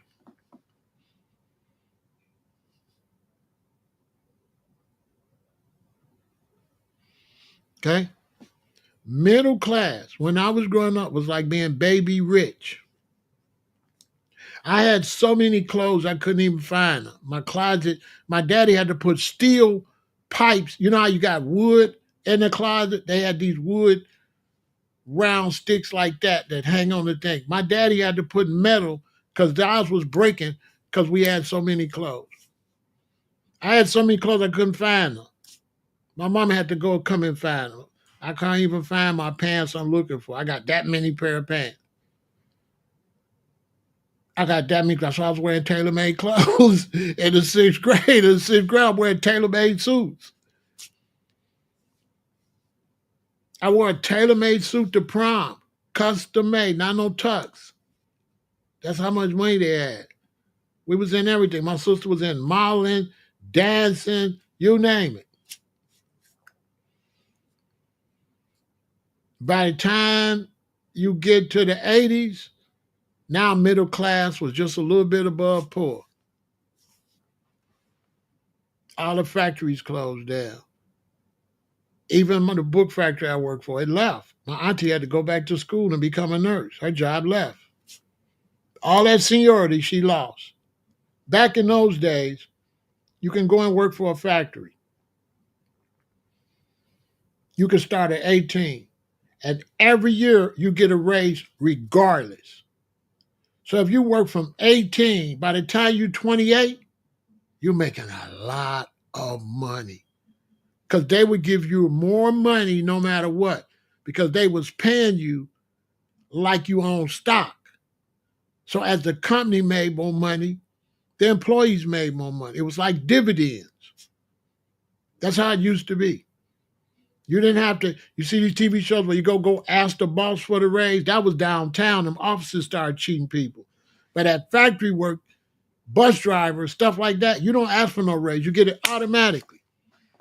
Automatically, the anniversary when you work there, your check go up. Your check go up. And they go up a lot every year. It go up a lot. I left the factory, started working downtown. I quit downtown and went to the factory because when I went downtown working in the office, I got to ask for a raise. And they give me like a yearly raise. When you add that up, you didn't get nothing. Whereas at the factory, they give you an hourly raise, so you know how much you're getting. They don't give you no, oh, you making 25,000, we'll give you 25,500. That's how the officers was doing. But the jobs was like you making $9 an hour. Okay, now you're making 11. So you can see, ooh wee. Next year you making 13. Next thing you know, you making 25. You've been there a few, you're making $25 an hour. All the OGs got brand new Cadillacs and Continentals. This at the book factory. The OGs balling, got big houses, Cadillacs, Continentals, working at the factory.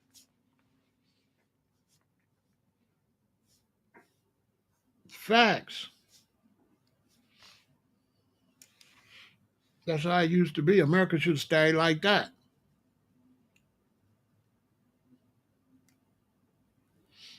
They sold the American people out. Well, no, what they did was they started cheating the factories. The city started overtaxing the factories. So the factories moved out to rural areas, moved out to Kentucky in the middle of nowhere, moved out to Tennessee in the middle of nowhere because the cities started robbing the jobs, robbing the auto industry. The auto industry didn't just leave. The city started robbing everybody. So the city started robbing everybody, so they left where it was cheaper. To the point they started going to Mexico, remember? Then the cities turn around now, and what is the cities doing? They want jobs back. And what they do? What do the city today do to get jobs back? When Chicago wanted Uber to come put their headquarters, they offered them what? A tax cut. You know why they had to offer them a tax cut? Because they overtaxed people and chased everybody out. So now they trying to go back and because nobody was here, they found out we don't got no jobs. We chased everybody out, overtaxing everybody. So now they want to give you a tax break. Hold on. We'll finish in a minute. You know what I'm saying? This real talk. Y'all better learn and listen and learn.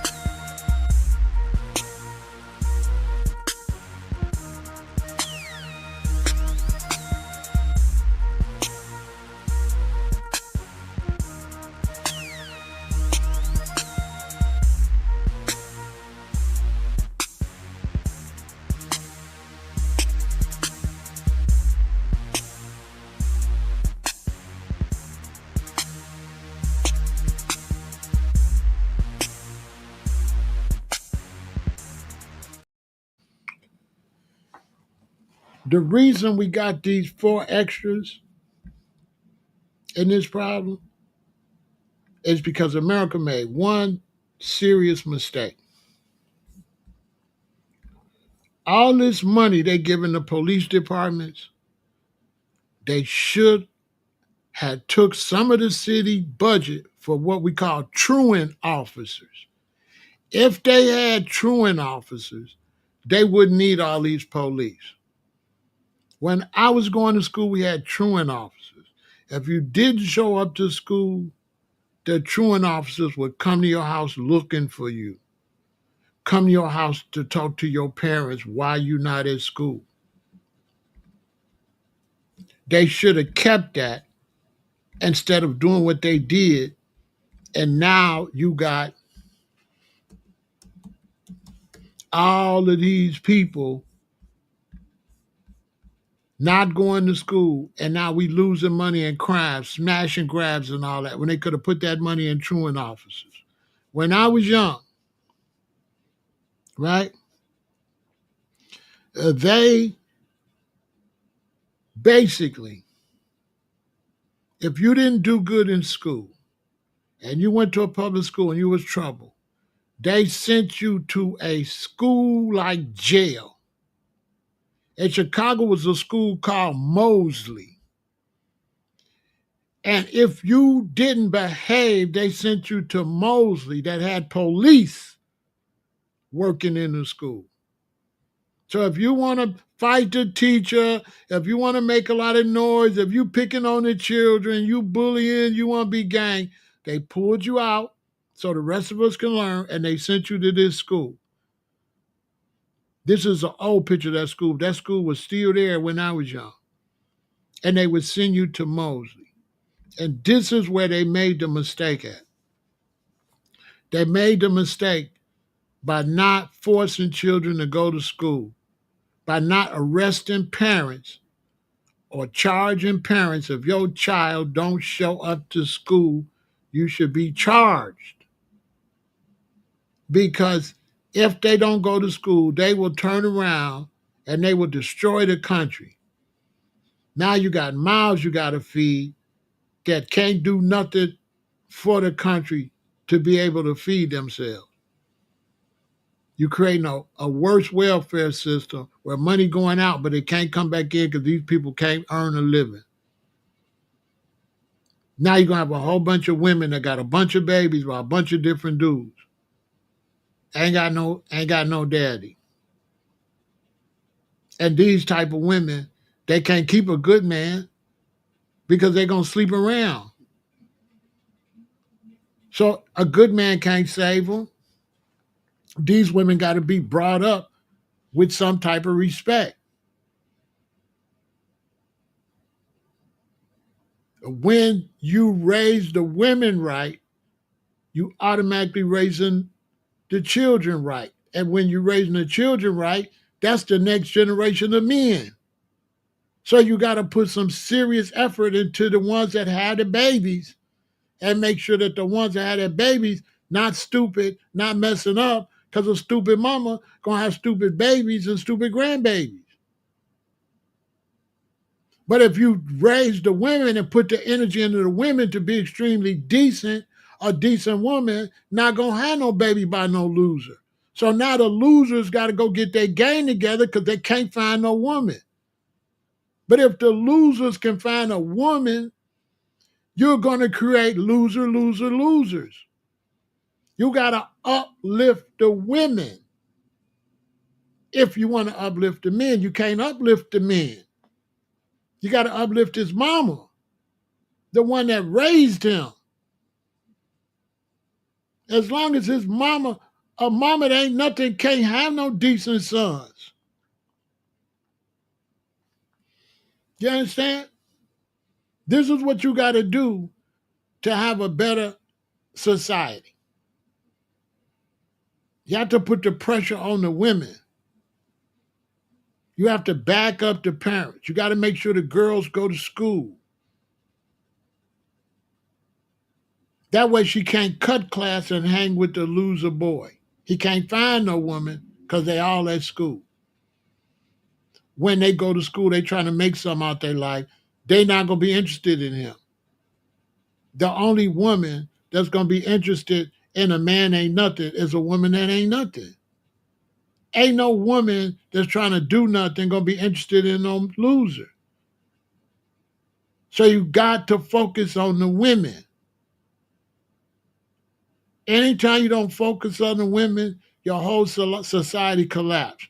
You can tell the revolutionary maturity of a nation by the maturity of its women. We've been teaching that.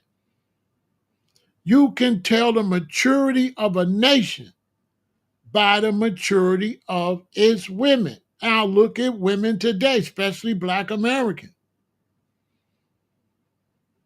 How can you let somebody that's going to buy a booty and let somebody squirt something in her butt to make it bigger? How's she going to raise a child when she dumb as a rock? And you show me, you take any woman that ain't know nothing and go look at her children. That's how you got to do. Look at her children. They won't be on nothing. They can't keep no man because ain't no decent man going to talk to her, and the only one going to talk to her is another loser. But if she decent, if he want a woman, he got to step his game up. So if you could just be a lowlife and get a woman, then your nation go down. Your nation go down. She got no discipline, so she can't keep no husband. She want to talk back and argue. She don't carry herself like a queen. She carry herself like a hood rat.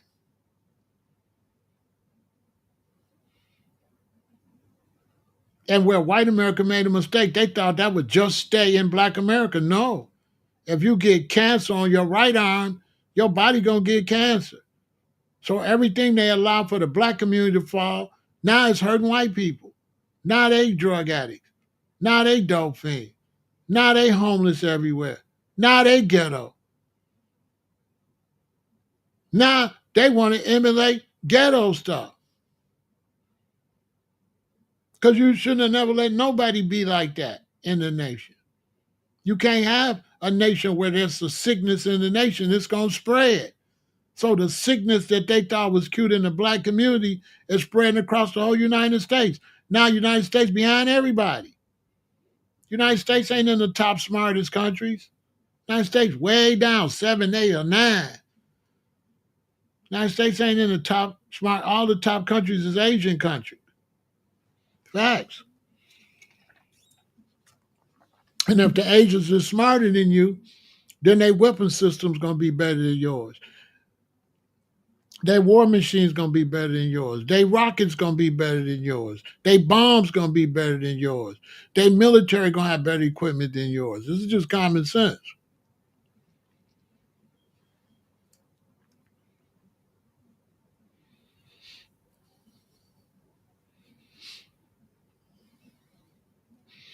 So if you look at the Black community and you look at this fool, who let him sleep with them to have his baby? Who would have his baby? Think about it.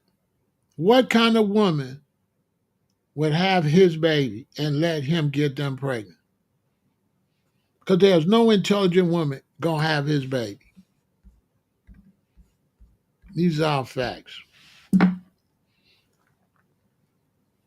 So now you got no leadership. The man ain't okay. The man got to argue with a woman. The women think they know everything, right? They always competing with a man. They don't know how to shut up when a man's talking. See what I'm saying? Totally a destroyed nation. The woman's not in her place. She's all out her place. She want to be like a dude and control conversation and everything. Then the man want to put a dress on. He's soft because if he was hard, his woman wouldn't be like that. You know what I'm saying? The women want to be like masculine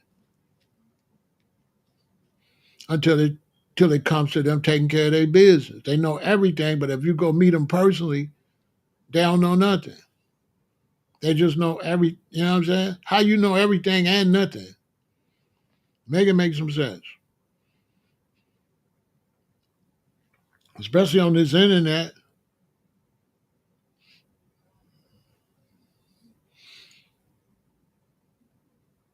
So who raised this man? What kind of women accept this man? And what kind of men let this man go around bullying them? They should have been told, dude, cut all that out. All that tough Tony stuff around all us.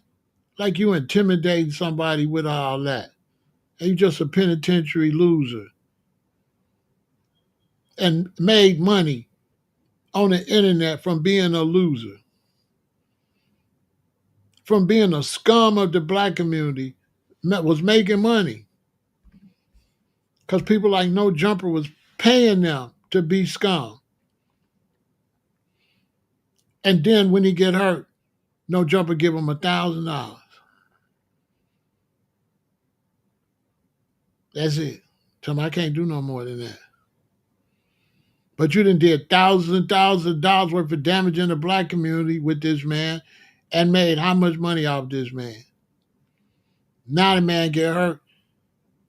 He go to his friend, Adam 22. He give him $1,000. That's it. When he didn't exploited black people enough over there to pay that man a whole medical bill. He could have gave that man the $8,000. As much as he exploited our community with the man. All Adam did was take money from the black community, from brothers on there acting a clown, and spent it for his own family. Spent it for himself. And then when it started looking like the show was going down, he wasn't making no money, he ready to kind of shut it down and do other things. Because he do porn and all that to make his money, and the hell with y'all.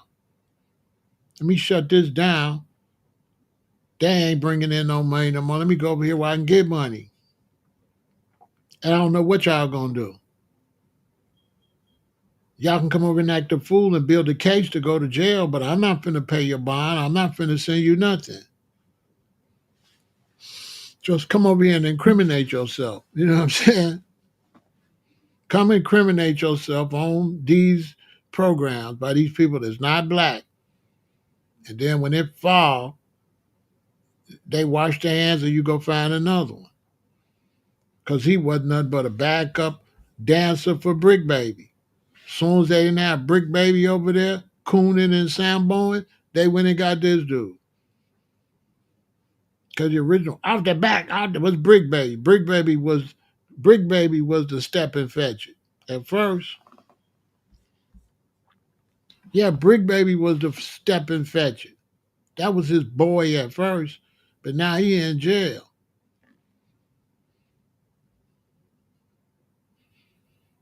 He had Loose Cannon over there. That was his boy. Now he in jail. The one by one, they going to jail. Wack going to jail too, unless he worked for the police, because they beat that man up out there. So he got to be working for the police, allegedly, probably, supposedly. Because anybody else that beat that man like that was there, would have been arrested. If you would have did what they did to that man and back of No Jumper, you would have been under the jail. For some reason, they'll never mess with Wack. Because he was supposed to go to jail for that. Wax supposed to be locked up for that beating. They recorded it and it went on the internet. Pulled the man's clothes off and all that. That's a crime. Beat up a man that wasn't fighting him, just jumped him. The man wasn't fighting him. The man didn't throw no punch. He just got sucker punched by loose cannon. And then all them people with whack and loose cannon jumped that man. And then Adam left the building when it had to get somewhere else. All you seen it all. And they didn't get no cuffs or nothing for that behavior. If you would have did that behavior, you'd be under the jail. If you would have did that, you'd be under the jail. All these brothers is doing is catching cases, putting cases on themselves. That's what's going on. And this man was a felon with illegal fireworks, and he walking right out of the rehabilitation center straight to prison. They're going to violate him. He going to prison. Because the fool took a picture with these in his hand, walking and talking. And these are illegal. These are quarter sticks of dynamite. These are federally illegal. You get serious time for having these. These are illegal. These are not legal fireworks. Legal fireworks is sparklers. You know what I'm saying? Any parent know. The only legal fireworks is sparklers. And stuff you like to go zzz, that's it. Firecrackers ain't legal. They're legal in certain states like Indiana, but they're not legal in Illinois. But quarter sticks of dynamite ain't legal nowhere. That's why it ain't no label on them things. That's why it ain't got no branding on it. Those are quarter sticks of dynamite. The wrong person could buy them and dump that gunpowder out there and make bombs. Four of them is a stick of dynamite. Somebody that know what they're doing could take that gunpowder out of there and rewrap it. You can blow banks up with that stuff. Like, that's dangerous. That's real. You know what I'm saying? This fool took a picture with it. He gonna show everybody he the biggest fool in the hood. Made it popular to be a fool. That was his whole thing, a fool. Loud, ignorant, gonna always want to fight, gonna knock somebody out. Glorifying the gangs. And the gangs ain't never did nothing for the black community since they was fighting against whites back in the 60s. These gangs ain't doing nothing. These gangs ain't doing nothing but bringing down the property value in the black community, destroying the black community so that the property value go down so people can come buy it and gentrify our neighborhood. They giving our neighborhood away to other races. That's all it is. They enemies. They destroying everything their parents and grandparents worked for to build up these black communities since the 60s. And these brothers is destroying it all and giving it right back to the city, right back to the Europeans. That's what they're doing. It's going to go down in history that them gangs and all that was traitors, rats that destroyed our property value and gave back everything their great-great-grandparents and grandparents worked for and parents worked for. They throwing it all away. This man's grandparents did not work for him to be no clown, fool like that. They'll be rolling over in their graves if they seen this boy. His granddad, his great-granddaddy would be so ashamed of him. He a disgrace to his family. And somebody talk about don't laugh at what happened to him. He's a damn disgrace. Period. And he ain't no gangster. He ain't no gangster. He's a hoodlum. But he ain't no gangster. Gangsters don't record themselves doing crimes. Them gangs ain't no gangsters. Them punks. Them ain't no gangsters. They don't even represent their gang literature. They don't say none of that. All these gang dudes in Chicago, they not following none of they lit. None of they lit say that. All the gangs lit say they supposed to represent the community. They supposed to take care of the community. All of them. Crips, Bloods, GDs, BDs, Vice Lords, Blackstones, Folk Corner Hustle, all that lit say you supposed to take care of the community. I challenge anybody. They all got literature. They all got information came from the founders. And it was supposed to be to uphold the community. It was not supposed to be to shoot up the community, destroy the community. They all out of order. They all in violation. Every black gang in America is violating. They're in total violation. Them YSL and all of them is in violation. The YSL, they leader got a dress on. That's straight violation. Bro, how you a gang leader with a dress on? You a man. You got a dress on, your name, Young Thug with a dress on. That's what we want to show our sons? Named after a European clothing company that's ain't gonna do nothing but sue you. They just waiting. Yves Saint Laurent is going to sue Young Thug for everything he got. They just waiting. Y'all really believe he could use YSL? Puh. They're gonna sue him for everything he got. They're just gonna let him stack it up to $1 billion and they're gonna come take it. Boy, you can't beat YSL. You cannot be Yves Saint Laurent, bro. You know what I'm saying? They're gonna take all his money. Ask yourself why they ain't said none yet.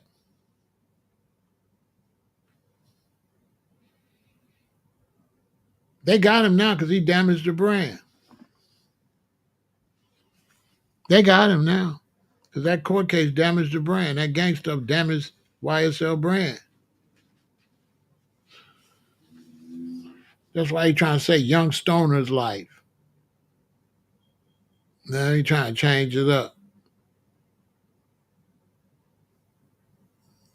But he ain't got no trademark for that like that. He can't use that for gang activity. All right. So that's what's up with that. When people say, "Is it wrong for people to laugh at this fool?" No, it's not. If he run around threatening people, all the people he bullied, they happy. They in LA right now singing, "Who's afraid of the big bad wolf? The big bad wolf, the big bad wolf. Who's afraid of the big bad wolf? La la la la la." They singing, boy, like the Three Little Pigs. They so glad. It's so many people glad that they don't got to see him running up, wanting to fight and disrespect people like he did 607 Unc, although Unc deserved it. You know, Unc shouldn't be talking about nobody like that if he ain't with the bull. So I understand the situation with Unc, but I just don't like loud bullies like that that try to intimidate the community about how good he can fight, and all of that. I just don't have no respect for him. He ain't gonna do that to the Ku Klux Klan or no Aryan groups. He ain't gonna say nothing to them. Let us have trouble with some racist groups. I bet he don't speak up with his punk ass. You know what I'm saying? Dude's a punk. You know what I mean? He's a punk. He ain't don't know G's act like that. Don't nobody when you run around trying to be the tough guy, we already know you're a punk. Come on, how many fades you took? LA gangs, y'all need to grow up. That whole squabble, fade, y'all doing that old ass 1981 shit. Man, y'all need to stop. Y'all some grown ass men constantly talking about taking a fade. His brother's 40 years old, 45 years old, talking about taking a fade. Like a little stupid ass kid. Who told y'all that was cool? From some grown ass men with sons. I don't want my son taking no fade. I want my son to go to school and make something out of this. I want my son out there fighting for free, getting his teeth knocked out, getting scars all over his face, trying to prove he no hardcore crip or he no hardcore blood, getting all beat up, getting brain damage. And you think that's cool, beating each other up and whoever win. What? And the whole time y'all fighting, the Mexicans that took the whole goddamn LA from y'all punk black asses. That's to all the black gangs in LA. Y'all let them Hispanics come and punk y'all, okay? And took LA from you, okay? I know what's going on. Crips and Bloods don't run up on them Mexicans. Them Mexicans control y'all. Them Mexicans out there using the N word.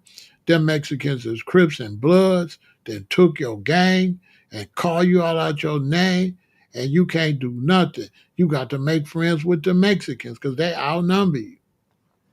Them Crips and Bloods out there that punked out to the Mexicans. That's a fact. 607 said this lame showed up with a bunch of Mexicans. He couldn't even show up with no black people. Now you think them Mexicans respect him when he had to go get them? He's a punk. He not off the back with no Mexicans. You don't see him in no Mexicans' face. You only see him in black people's face. Because you know the Mexicans will scrape him up out there. There's too many of them. They done took LA from them blacks. That's why when the Venezuelans came here, so many blacks was hoping they'd do us because so many of y'all have been punked and misery likes company. And now you don't see that working. Now you quiet. And I told you, this ain't LA. This ain't New Orleans. This ain't Texas. This the rack. Okay? It don't get no gangster. Ain't nobody taking nothing up here.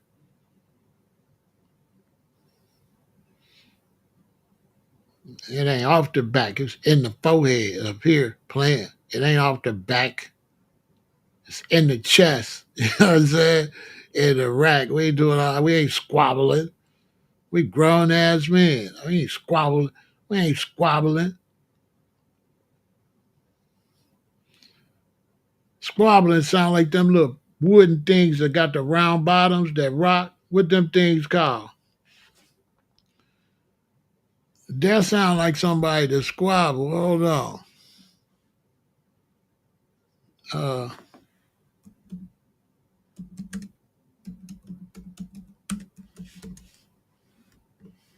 what them things called?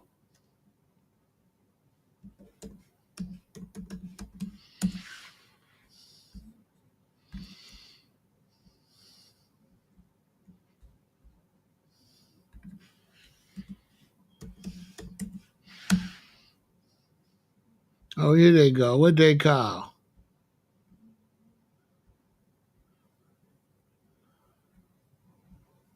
Wait, I can't find the ones with the rub. What they call weebles? I think they call weebles, right?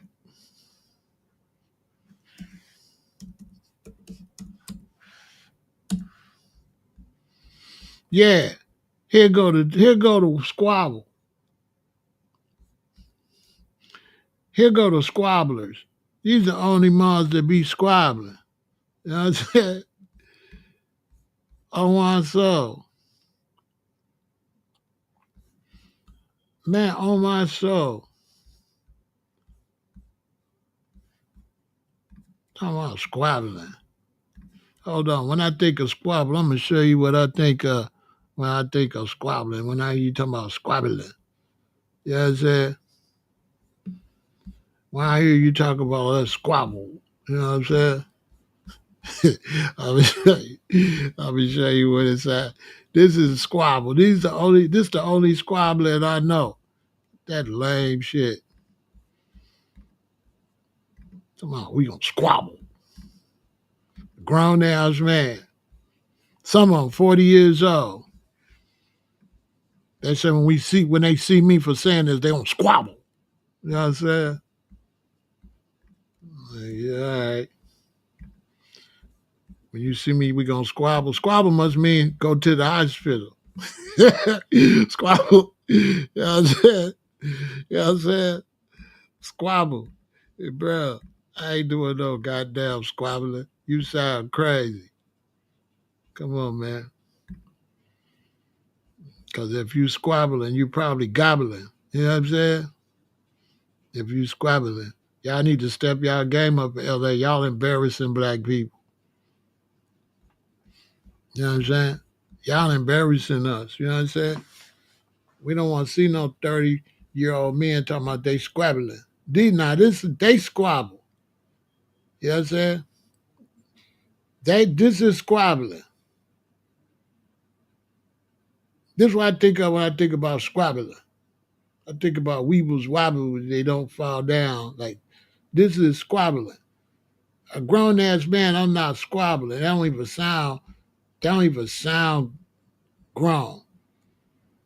That sound like some little kids on the block, right? Eighth grade, seventh, eighth grade fighting. That's what it sounds like. When you see a grown man squabble, we get my squabble. You know what I'm saying? Get my squabble. You know, I use a grown ass man. You talking about you gonna squabble. You know what I'm saying? You a grown ass man. You know what I'm saying? Talk about do I want to take the fade? You know what I'm saying? Do I want to take the fade? No, I don't want to take the fade, bro. I don't even like fade. You know what I'm saying? I don't even like fades. You know what I'm saying? Now I don't want to take no fade. Fade sound like a loser too. You know what I'm saying? I'm black. You know what I'm saying? I don't want to take no fade. You know what I'm saying? That's what's wrong with you black people in LA. Y'all brothers trying to take the fade. You know what I'm saying? On my soul, Big Pharaoh said that. Tell the whole LA. Tell the whole LA. Big Pharaoh said, y'all goofies out there with that. Y'all sound like clowns. When y'all gonna stop clowning out here? You know what I'm saying? We want strong black men in LA. We don't want no faded. We don't want you to take the fade. See, when I think of fade, I thinking, you washed up, when you washed up, right? When we wash something too much, it get faded. You know what I'm saying? You're not black no more. You faded. You know what I'm saying? You're faded. Now I want to take the fade. You know what I mean? I'm black. I don't fade. You know what I'm saying? Now I don't want to take no fade, bruh. When I think of fade, take the fade, I think about an ugly shirt like this. It's like a black man faded by white supremacy. You got some white supremacy on you. That's why you're not black. That's why you taking the fade. Cause you faded. You know what I'm saying? You're not strong black no more. You gray. You know what I'm saying? Y'all brothers in LA, y'all gray. Y'all not black no more. That's why the Mexicans out there punking you. Cause you faded. Y'all better turn back black. You know what I'm saying? I want a black t-shirt. I don't want no faded ass clothes. I don't wear faded clothes. If I wear this hat and it get faded, I'm gonna go to the hat store and get me another strong black hat. I ain't finna wear no faded. You know, y'all using all these negative, weak words. You fade, you take the fade, you a squabbler, wobbler, squabbler. Bruh, if y'all don't get the hell out of here with that, man, y'all let me down. LA is my second home. Why y'all, where this come from? I was in LA. Shout out to Compton. Shout out to everybody up and down Vermont, Jefferson, and Manchester. Where the OGs at out there? Y'all gotta holler at these boys. Y'all making my second home look bad. Dancing around like a girl. Squabble up, squabble up, squabble up. You know? Man, sit this little weirdo down somewhere. Sit dude down. Y'all big star is a weirdo. That's your big star now. Squabble, squabble up, squabble up. That's the number one. That's y'all. That's your man to squabble up, dude. You know, then try to get some real gangsters. Man, we behind the little squabbler. You know, sit y'all lies down. Y'all weirdos. Y'all done turn LA into weirdos. That's why the Mexicans punk you. You know, they're like, whatever, Holmes. You know what I'm saying? Rerun LA now. You know what I'm saying? And you dance around, squabble up. Squabble, wobble, wobble, squabble up. I'm listening to this song like squabble up. Squabble up. I'm like, oh, damn. You can dance to squabble up. You can dance. Like, we fighting. Hey, we fighting. Hey. You're like, what? That's a fight song? Squabble, squabble up? What the hell? Get y'all little leprechaun, sit him down on phone and grave, and don't squabble up. Sit down. Sit down. Sit down. Okay, LA? I got love for y'all, but get your mans, okay? Get it together. Pull it back together. Where the OGs at? Oh, y'all in prison. Y'all in prison all up and down LA, all up and down California. So I can't talk to the OGs. They in prison squabbling up. Squabbling, you know. Yeah, y'all need another name for squabbling too. That sound, oh no. It is 20, is it 2025? I'm the only one got the balls to say that. Y'all know squabbling sound. It sound goofy. Squabble sound goofy. You know, y'all kind of stopped all that cuz. We squabbling, you know. Man, it's 2025. What y'all on, man? What y'all on? Y'all ain't updating nothing.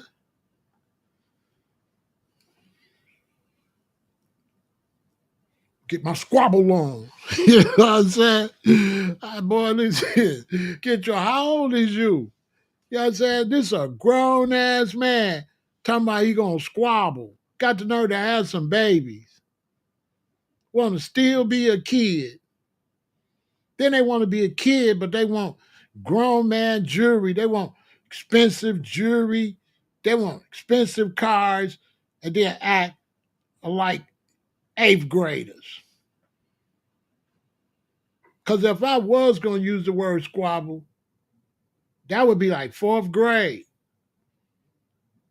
Like second, third, fourth grades would be squabbling.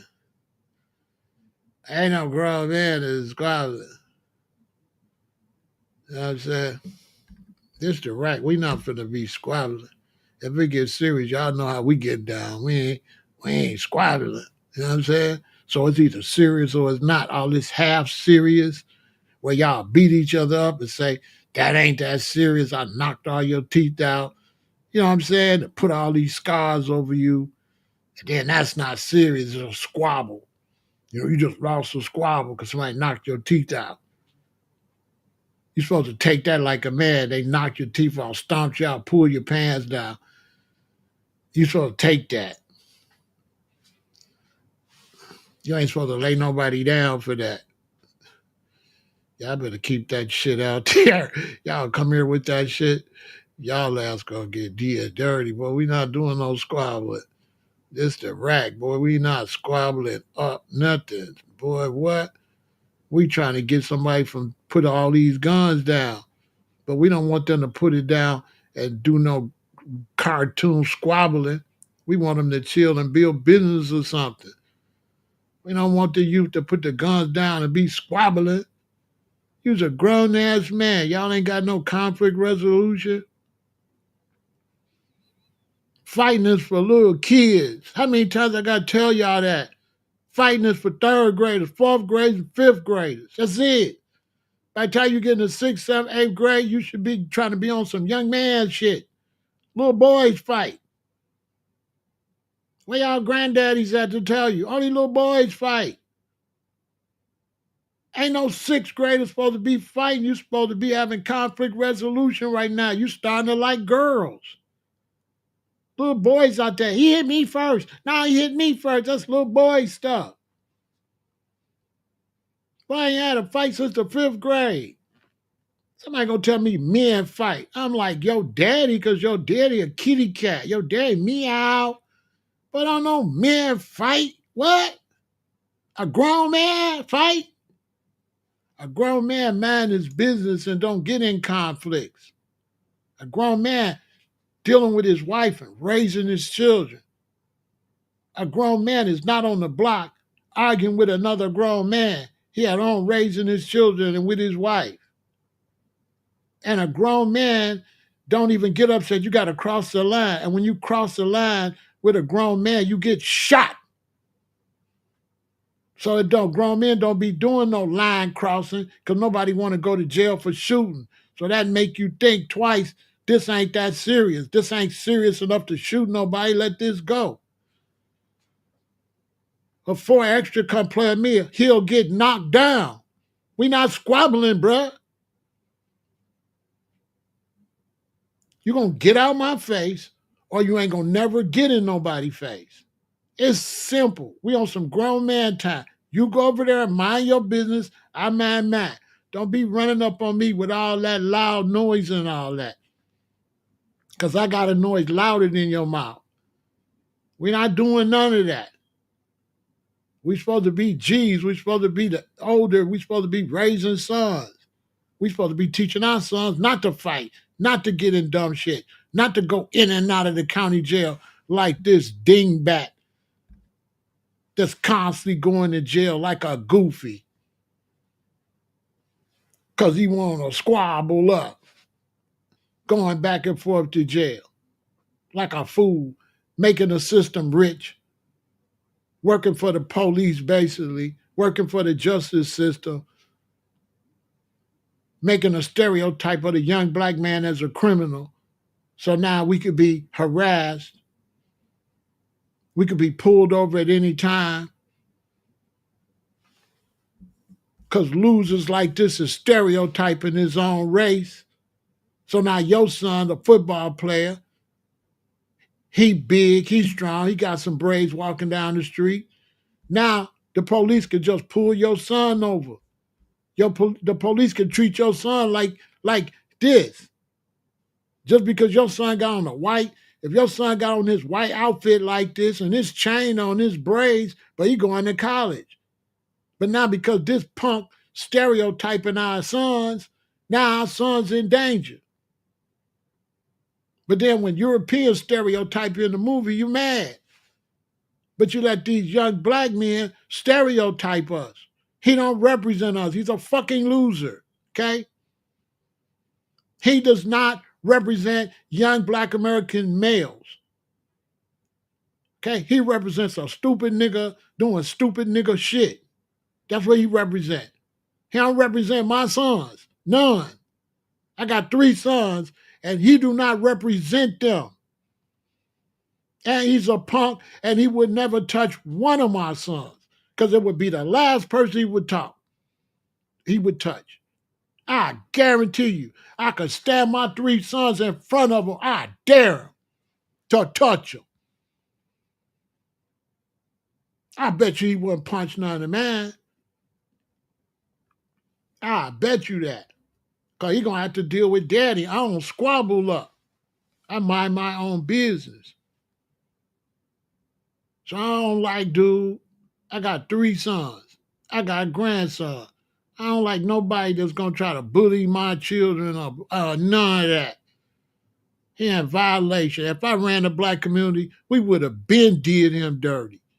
If y'all was under my bylaws, he would be under Revolutionary Violation Code number 498. On my soul, he would be in trouble. We'll bring him in. So you walk around threatening your own people, huh? Kind of Code 498, Section 3, you in serious violation. You a menace to your own black community, huh? Let me ask you something, young man. What you know about slavery? Let me ask you something else. It's a serious question, young man. Do you think we fucking playing with you when we tell you to go sit the fuck down?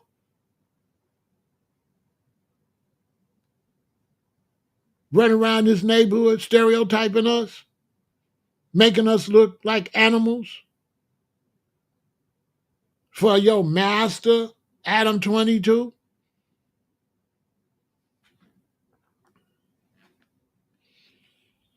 All right, take him in the back.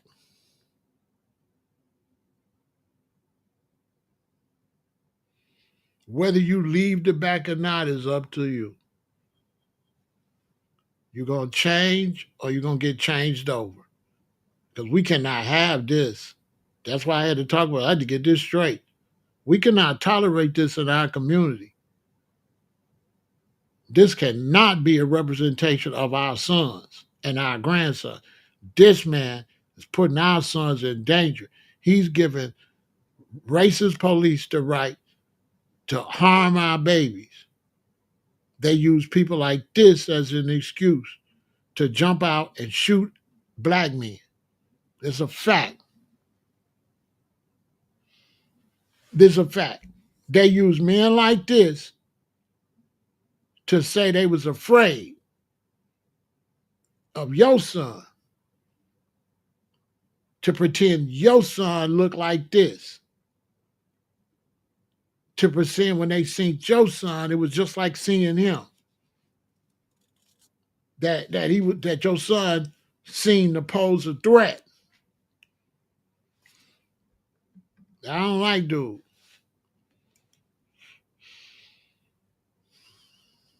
But anyway, I could go on and on because I can't stand his ass. You know what I'm saying? See, I'm skinny. You know, I used to do to dudes like this. You know, these bullies.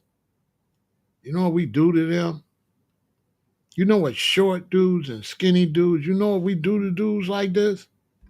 Seriously. I'm being honest. Do you know what skinny dudes that can't fight him hand to hand and short dudes and dudes little than him, do you know what we do to him?